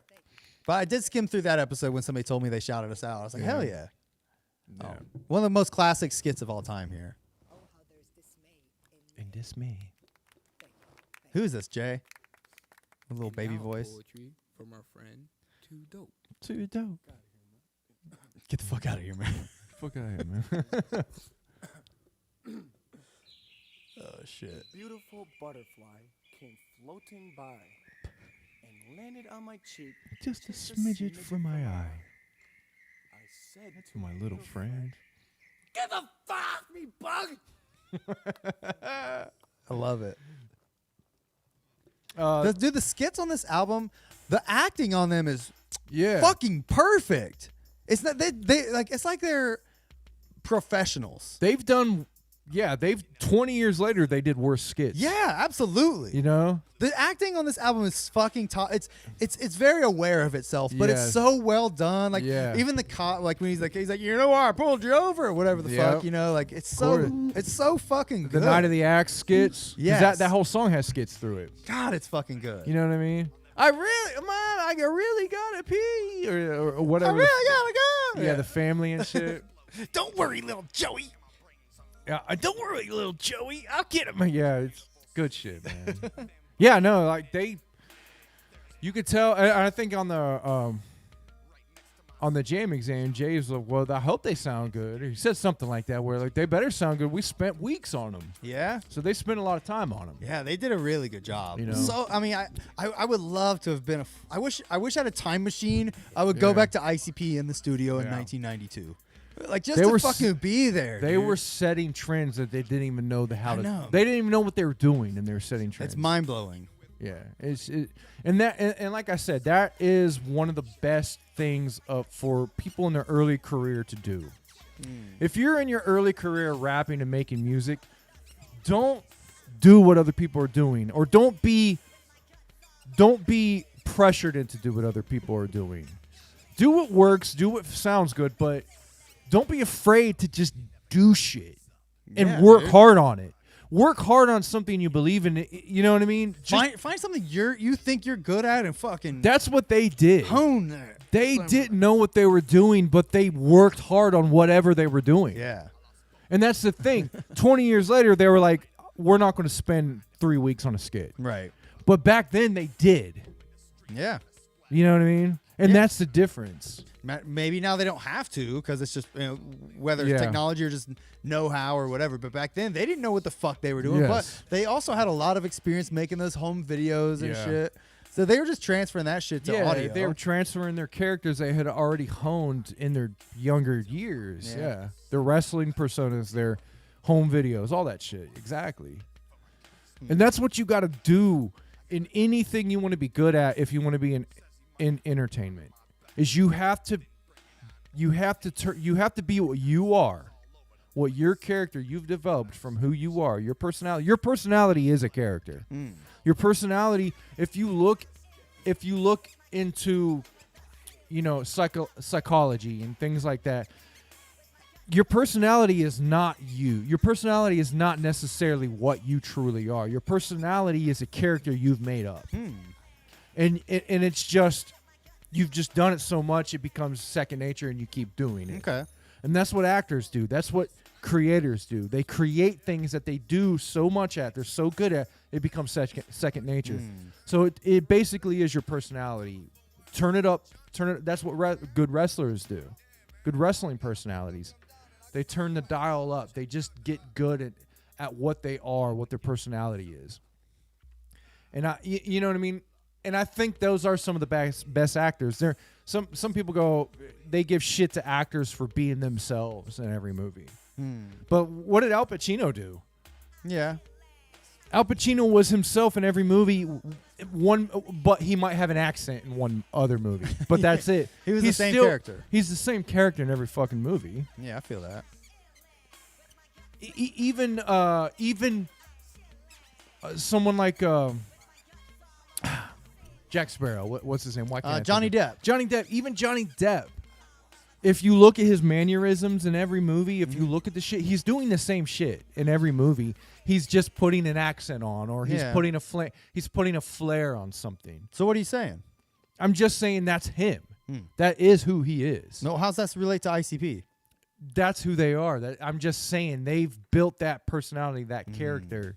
And they've just put slight differences on shit, you know? They've perfected, like, putting that character that they've created on record. On record. Yeah. Just like, I think about that with, like, comedians, too. Like, when you, like, a lot of people are really funny in their conversations, day to day, yada, yada. But getting your personality perfected, like, and splurting it out of your mouth in such a way that people get your personality, that's a very hard thing to do. Yeah, it is hard. That's hard to do. And that's the thing that you have to hone when you're a comedian or when you're a rapper. Because you're just going to sound like every other fucking rapper until you're good at putting you out there. Like, people want to know you're authentic. This is you being you saying what you would really want to fucking say. We are all of our personalities are made up of the same shit that you're seeing. It's like a fingerprint. Yeah. Personalities are like a fingerprint. There's no one fingerprint like the other, but it's still made up the same shit. Yeah. You know what I'm saying? But if you can make that fingerprint. Oh, here he goes dropping an N-bomb. Yeah. Oh, it just anyways. No. Sorry, didn't mean that's all I'm saying. I'm just bringing what we're already talking about home. It's not big, but yeah, you're exactly right. It's not easy to put your personality and to hone it and to make it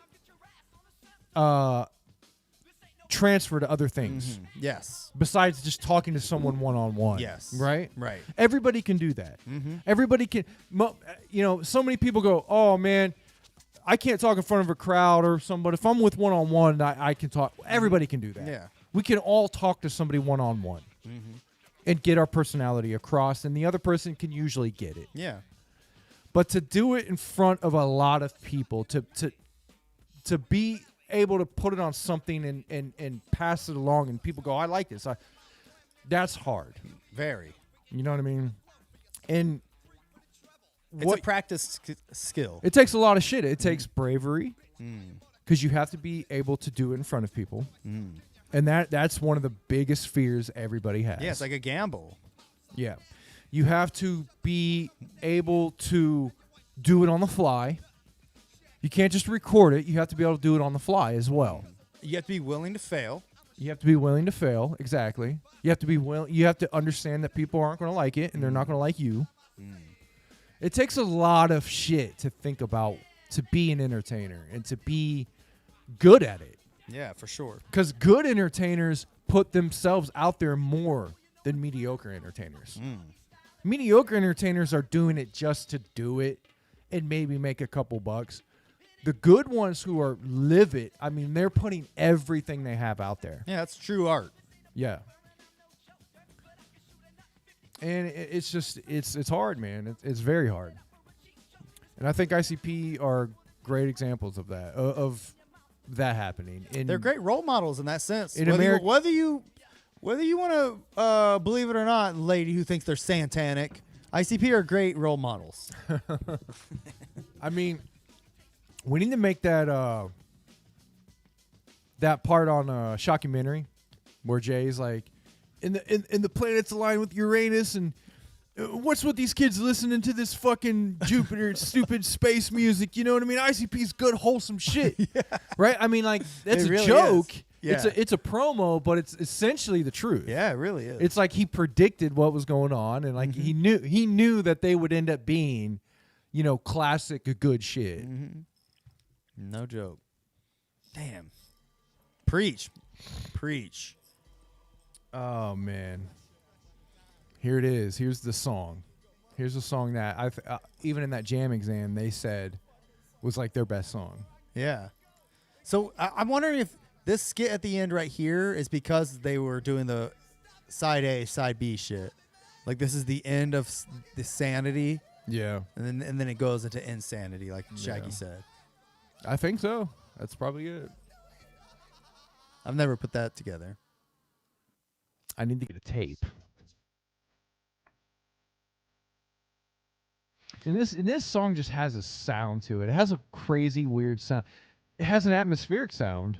Yeah. Like it sounds like a professional atmospheric, like Liberty. Like it was meant to be this way. Oh yeah. It's supposed to be like creepy, like echoey. Like it almost sounds like a chamber piece. Like a sewer, like a ghetto. Like it literally sounds ghetto. oh yeah, Like like that. Yeah. What's that fucking weird, like squishy, like electronic noise? It's very like it's grimy. crazy. Yeah, it sounds grimy. This was produced by Chuck Miller and Joseph Bruce.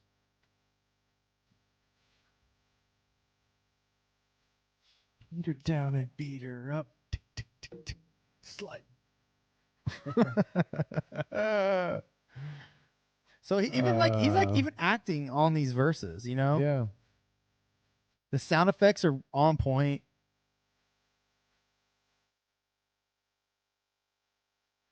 And it just goes back to what I have been saying all along, that ICB have done.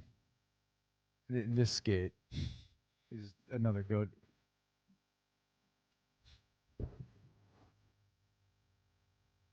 I mean, this could almost be animated. Oh yeah. You know.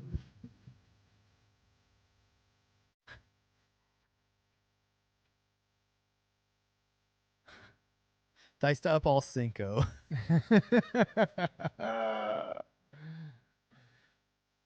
This song, a singer says, "This song is the real me." Shaggy. It's a fucking hard, son.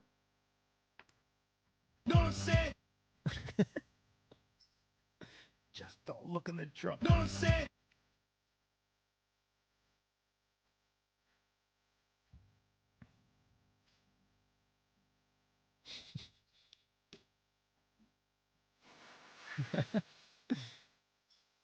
Shaggy being like 17, 18 years old makes me laugh thinking Yeah. of that shit,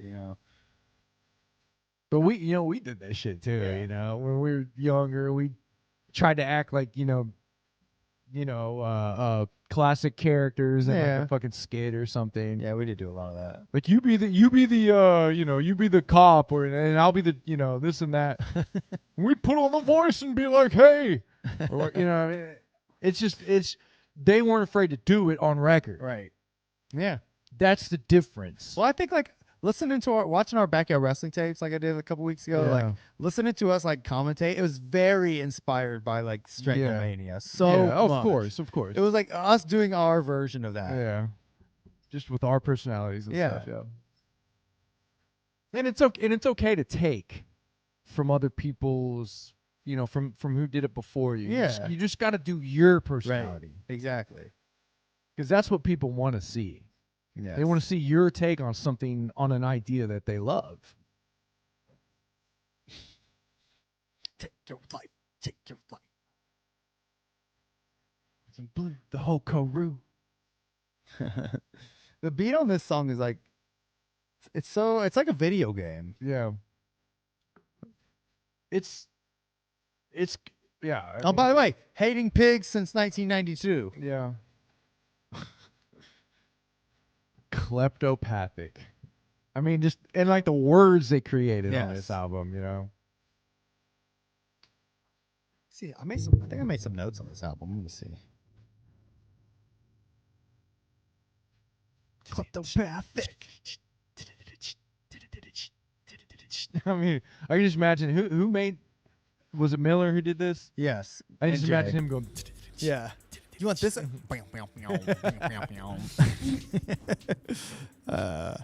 Night of the X. Oh, I made a comment that Night of the X, it was funny they used Mexican voices. Like, hey, man, hey, get the burrito.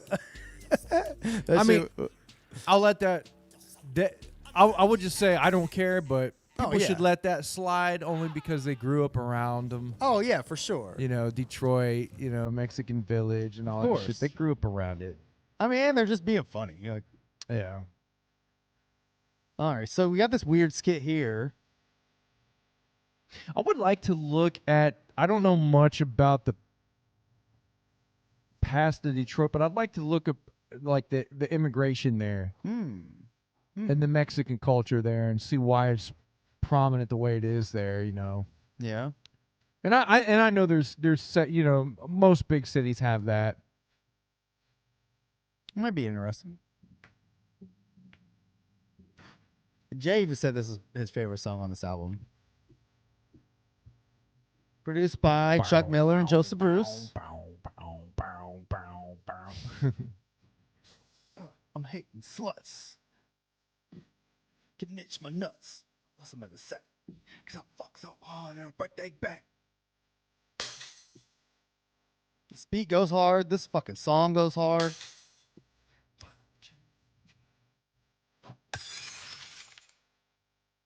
So hard. I was really enjoying listening to this shit the other day, bro.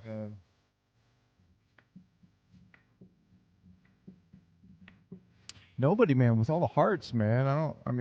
Thanks, nobody, man. I guess I'm gonna take that as you're loving what you're hearing. I'm loving what I'm hearing.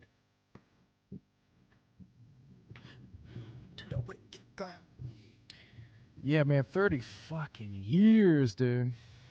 It's crazy, man. Who would have thought we'd be listening to music teenagers made 30 years ago? When we're 40s. I don't know. For some reason, when a teenager can make a timeless thing, it lives on. Like, it's ageless. Doesn't matter how old they were. It's just like an ageless thing, The same way you get with like roles in movies when younger people doing them. Yeah, I guess so. We're 40, but some of our favorite roles, they were probably early 20s when they did it. Yeah, you're right. Well, I'm trying to think like if that could even happen now, or if it just happened because due to our age, it caught us at the right time. Because like right now, could you imagine like a 17-year-old like rapper like doing something that we would really like this is it. You know, they're doing something different. I mean, there's definitely things I've heard from younger kids.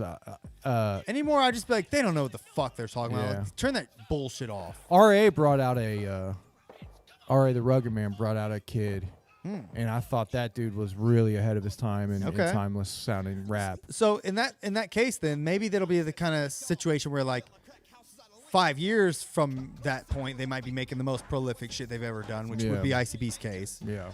Where they're making that kind of shit. And then you could look back and be like, they really did have it back then. Because when Carnival came out, I doubt anyone at that time was like listening to it like, this is prolific shit. Yeah. But we can look at it with that lens. Like, we know what this leads to. And we can see the seedlings of amazing shit being built here. Well, I was thinking about it. About the life and take it. I was thinking about it. We didn't get into ICP. We didn't jump. We didn't feel it and get on until they hit that point you're talking about. Yeah, that's what I'm saying. When we jumped on with ICP when they were at the top of the mountain. Yeah. 96, 97, 98. Yeah. Those 3 years. 99. Sure. Jekyll Brothers, whatever. But for me, it was late 96, early 97, around that era is when I got into them. Right before Malenko came out. Malenko came out. And then I heard that, and that's what sold me.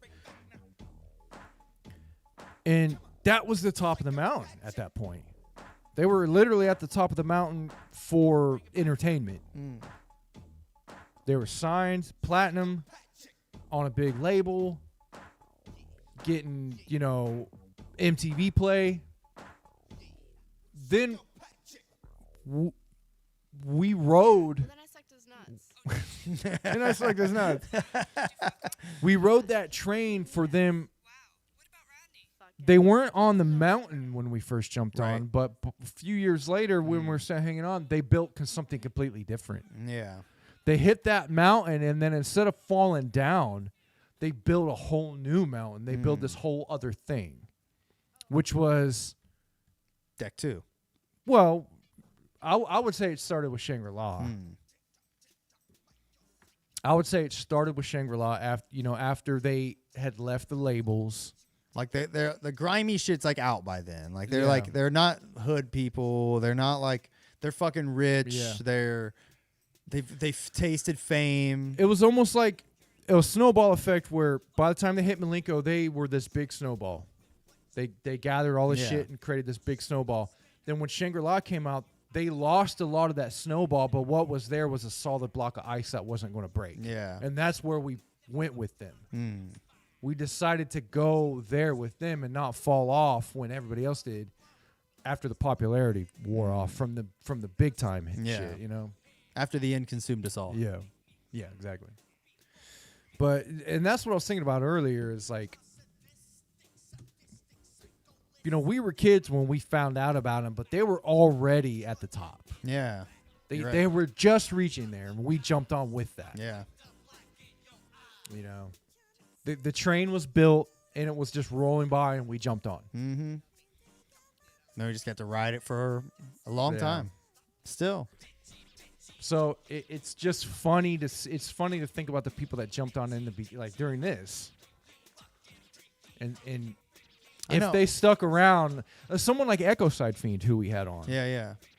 He said he heard about him during Riddlebox, I think. Yeah, a little earlier, and just seeing how they grew. I'd be curious to talk to anyone who can remember hearing this, and this person would have had to be 20 by then, hearing this album and being like, oh, whoa, this is. I want to know what your first, with no legacy ahead of them, listening to this album is like. What the fuck?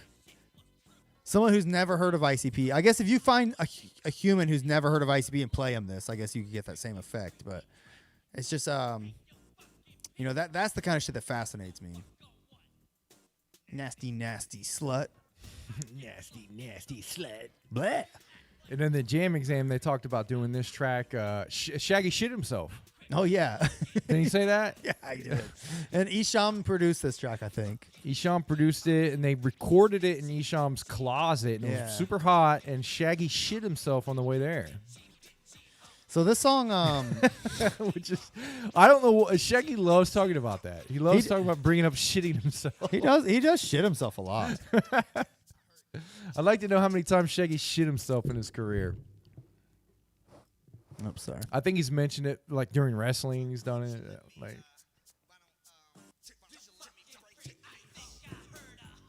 Blah. now for me, when I first got Carnival, there wasn't this version. Okay. The version we have sitting here, it wasn't this version. I mean, just look at that. Look at that. Oh man, can't get a better looking disc. The version of the disc that has the 6 Carnival of Carnage heads on it. I love that version so much. So they re-released it in what, the early 2000s? They released it in the early 2000s. I think it was when they got on Island. They got on Island. And kind of re-released all the albums. They re-released Ringmaster and Carnival. and Carnival. And then obviously the Riddle Box. Mhm. Or not the Riddle Box, the Malenko. The Island version of Malenko. Yes. And I think when they did the Island version of Malenko, they said let's do Riddle Box let's do Ringmaster and Carnival. They couldn't do Riddle Box because I guess Jive still owned Yeah, it or probably. something. That makes sense. But I got both of I got the Ringmaster and the Carnival re-releases, and they put the big heads on them. Yes. But they took 2 songs off of this. Obviously, we've talked about this before, Mm-hmm. and that's the one I got. So I never heard Black in Your Eyes or Night of the Axe. So how long was it into your It's juggalo-ism? like a year later. Okay. Just curious. That probably like fucked you up. You're Yeah. like, what? It wasn't that long. Wasn't that long. But it wasn't. You know what I mean? That's all I had was that disc, and then I think it was. You know what I mean? When I found out through research, oh, there's other songs on this. Let me hear them. Yeah. And then it was just a matter of finding out, figuring out how to listen to them.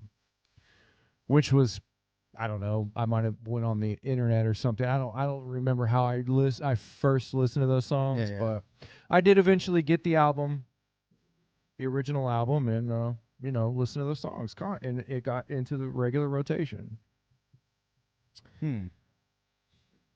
This song is one of the more interesting tracks on this album. A lot of people do like this song. I like it. I do like the it. beat switches up a bunch in this song too. He Yeah. he does like a lot of different styles on this. I do like this song. It's one of those Yeah. storytelling. Like it's a long ass song too. It's almost 6 minutes. I like the part where Shaggy's like, "Stop, fool! Stop, or I'll fire." Shut me off when I fell on a razor wire. Yeah. It's got memorable lines in a different way, Yeah. but I think they're memorable because of the fluctuations on the voices. Yeah. Rather than like just the funny like line. Yeah. I mean, the shit they're saying isn't that entertaining. They're just going like, I fell on a razor wire, and like you remember that Yeah, they're silly. because it's so goofy.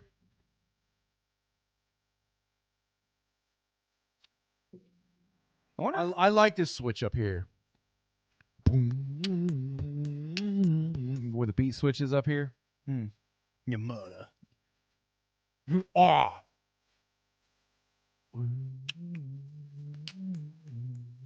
I like this part. That is tough. Hear that beat, the bass. Yeah.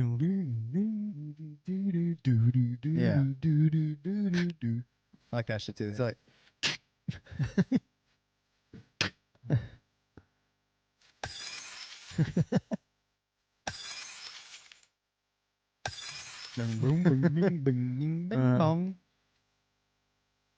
Blah. Singer says, blah.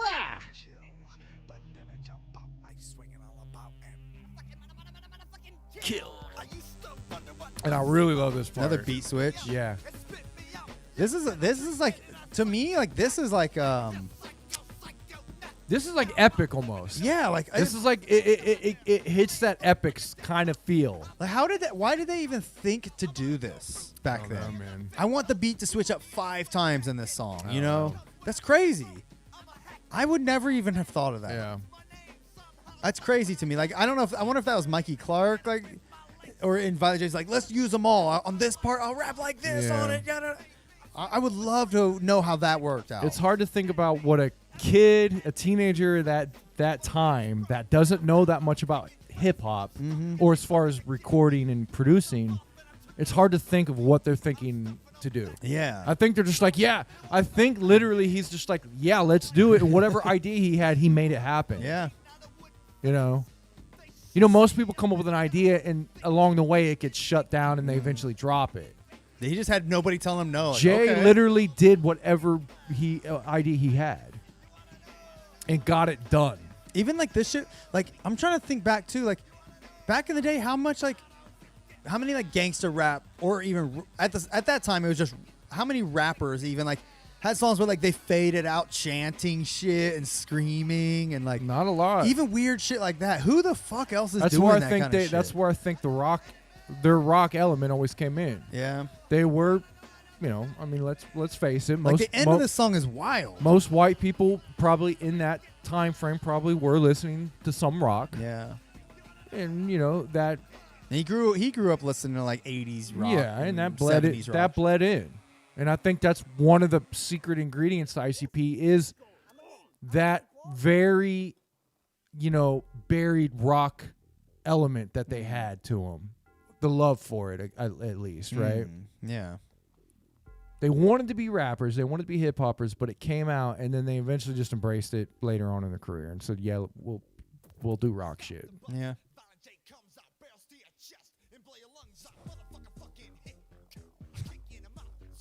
Motherfucking hit. I like that shit. Hit. All right, we're almost at 2 hours, man. I'm gonna skim through these last few. This song is great. Again, ICP showing who they are from the very get-go. It just speaks to their character. This kind of shit. They've kept it real since 1992. Well, there was people talk about the LA riots and shit. Like there was riots in Detroit, There was racial shit and riots and shit in Detroit. I watched a movie about that. Yeah. What was that? It came out a few years ago. I can't remember what the fuck it was called. But yeah, the police. I mean, they come from a city with deep roots in that shit. Yeah, that's true. I'm glad they fell on the right side of history with all this shit.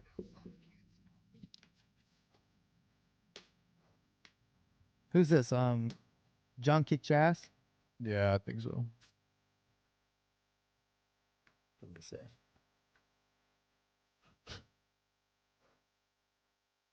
Ding ding ding ding ding ding ding ding ding ding.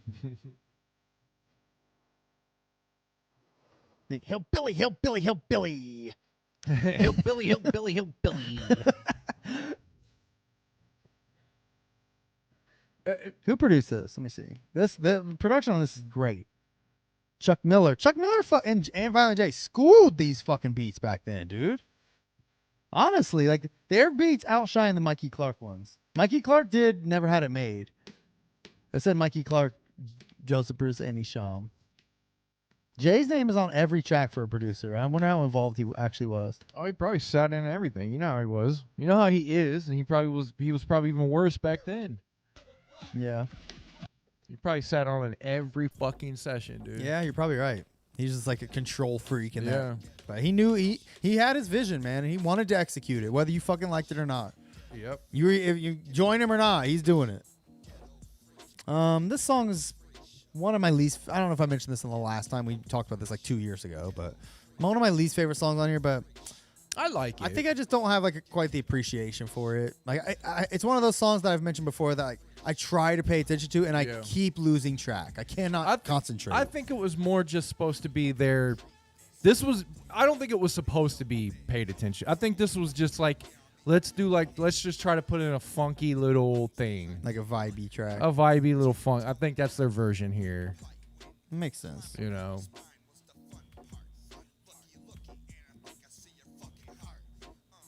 I do like it's got a cool sound to it, but again, I just don't know what the fuck they're talking about. Isham and Violent J produced. Yeah, I've never disliked it. I've always liked it. I think that's it sounds like a fly in the background. That's the only thing I know. Yeah.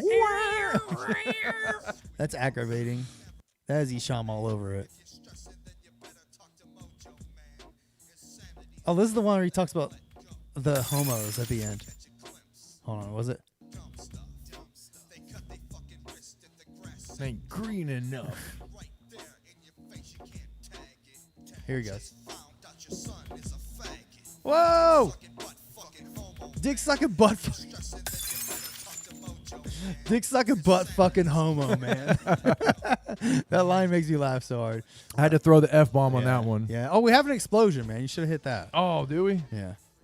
Damn it. Well, it's a delayed explosion. He did drop the F-bomb, yes. All right, so the final track is Taste. This song is I like this song. a jump steady schools it on this fucking I song. like this dude. song, dude. It's a great. I love the beat. This is like the most hip hoppiest song on this. and it's album. fun. It just sounds like that 70s funk sample shit. I love it. It's Mike Clark. It's got that. It's got that like 70s, like, you know, Here's that black, you know, the black exploitation Yes. 70s movies.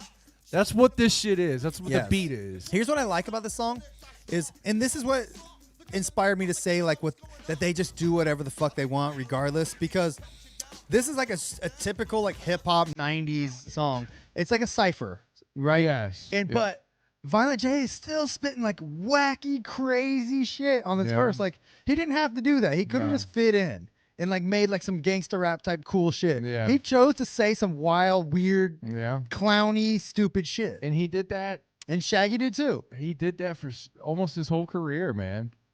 Until he wanted to be a rap guy, Yeah. which Like- was just recently. Like another great example of that is then like anytime they rap with like 3-6, they just do them every Yeah. time, you know? It's great. Singer says, I never really liked this track. I mean, I can see that. I can see why. It's probably, you know, it's not going to give you, I guess, what you would typically want from an ICP song. But I liked it. Yeah. I can't, there's not much I can say that doesn't. Come to the suburbs, jack off. For Carnival, I think this is a fine song. I agree. I mean, this goes with the theme of the album. This song is talking about the ghetto. And I like, think this we're song- giving you a taste of the ghetto. This song is literally the point of Carnival of Carnage, yes, I think. it is. Like if you There's read Jump Steady. if you read the booklet Yeah. and listen Jump to the Steady's the song, verse especially. yeah, it's the same. He talks shit. about he's like, I'll pay a couple more bucks in gas, like yeah, to help people. You know what I mean? He's like, he's talking about shit like that's relevant today, 30 years ago, bro. Dropping knowledge like that. You know, make more money on the troops than the desert and shit. Like, there he goes. and I mean, if To save a human life. or it's two. even heavier to know that he was in Desert Storm. Yeah. you know. I wish Jump Steady would have released the album back then, dude. Yeah, he sounds dope here. I know. I don't know. Oh man, he sounds Excuse really me. dope here. This is a capital E. He sounds cool. I on think this verse. Capital E sounds cool. Isham sucks on this song, I think. He's the worst one. He puts this weird effect on his voice. He says, and then Isham isn't even rapping about No, the subject. Isham comes in and drops knowledge, actually. He really does. I looked up his verse on Genius earlier. Here, I'll pull it up. Well, what? So Singer, what's the issue you have with Isham's verse here? I know you're an Isham fan, so aside from him not being on the subject, is there anything else that you didn't really like about it? What's up, beat? The beat is wild, DJ Slug. It is. Here It goes is wild. all right. Oh, here he goes. Because we in a devilish mood. Devilish mood. All right, so you're right. Now that I'm looking at it, Isham does just kind of like, he's just boasting. You're right. I take it back. Capital E was the one dropping knowledge, actually. Yeah. Isham sucks on the song.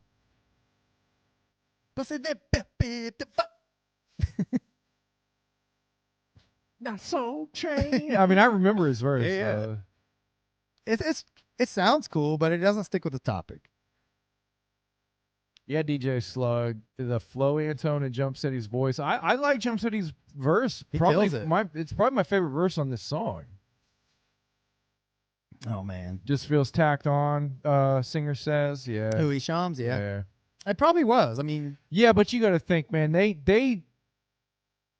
wanted Esham on anything they could get. Yeah, man. needed they him. didn't even fucking care if he rapped about Care Bears at that point. I don't blame him. I'd have done the Yeah. same shit. If I got like especially that, I'm like, Esham, Yeah. he's gonna do a fucking verse for us. Hell yeah, you know, like they're probably fucking stoked. That was the only downfall that they had back then, and even still today, is that they are marks for other rap and rappers, and they try to cater to them. try to cater that sometimes. Yeah, they do that with they did that with what's his name, Big Hutch or whoever, Cold 187. They were doing that. Yeah. Like they did. They you're right. They do have that kind of. But you know they're trying to pay respect and Yeah. homage. But that said, when they do a song with them, they still do they still do them, but they'll always pick like a weird beat that they think that it seems like they picked for them or whatever. I don't know. $500 verse he squirted. Yeah, right. Yeah. Yeah, for sure. I mean, for what it's worth, Kid Rock's verse on Is That You is way better. Yeah. He fucking schools it on that song, even though he drops an N-bomb. Yeah. All right, man. You want to wrap it up, man? We're hitting 2 hours. Yeah, I think we're good, man. Once again, head over to The Thing. get you some Cartoon of Carnage merch.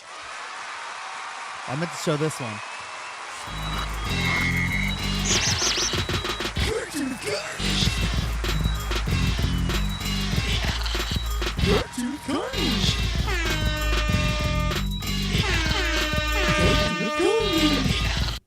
Perfect. Thank you. Get your merch now at decklundell.com/shop. All right. Cartoon of Carnage. Get you some and rock it, man. Like share it. Tell your friends. Tell your mom. You know. Tell your whoever. mom.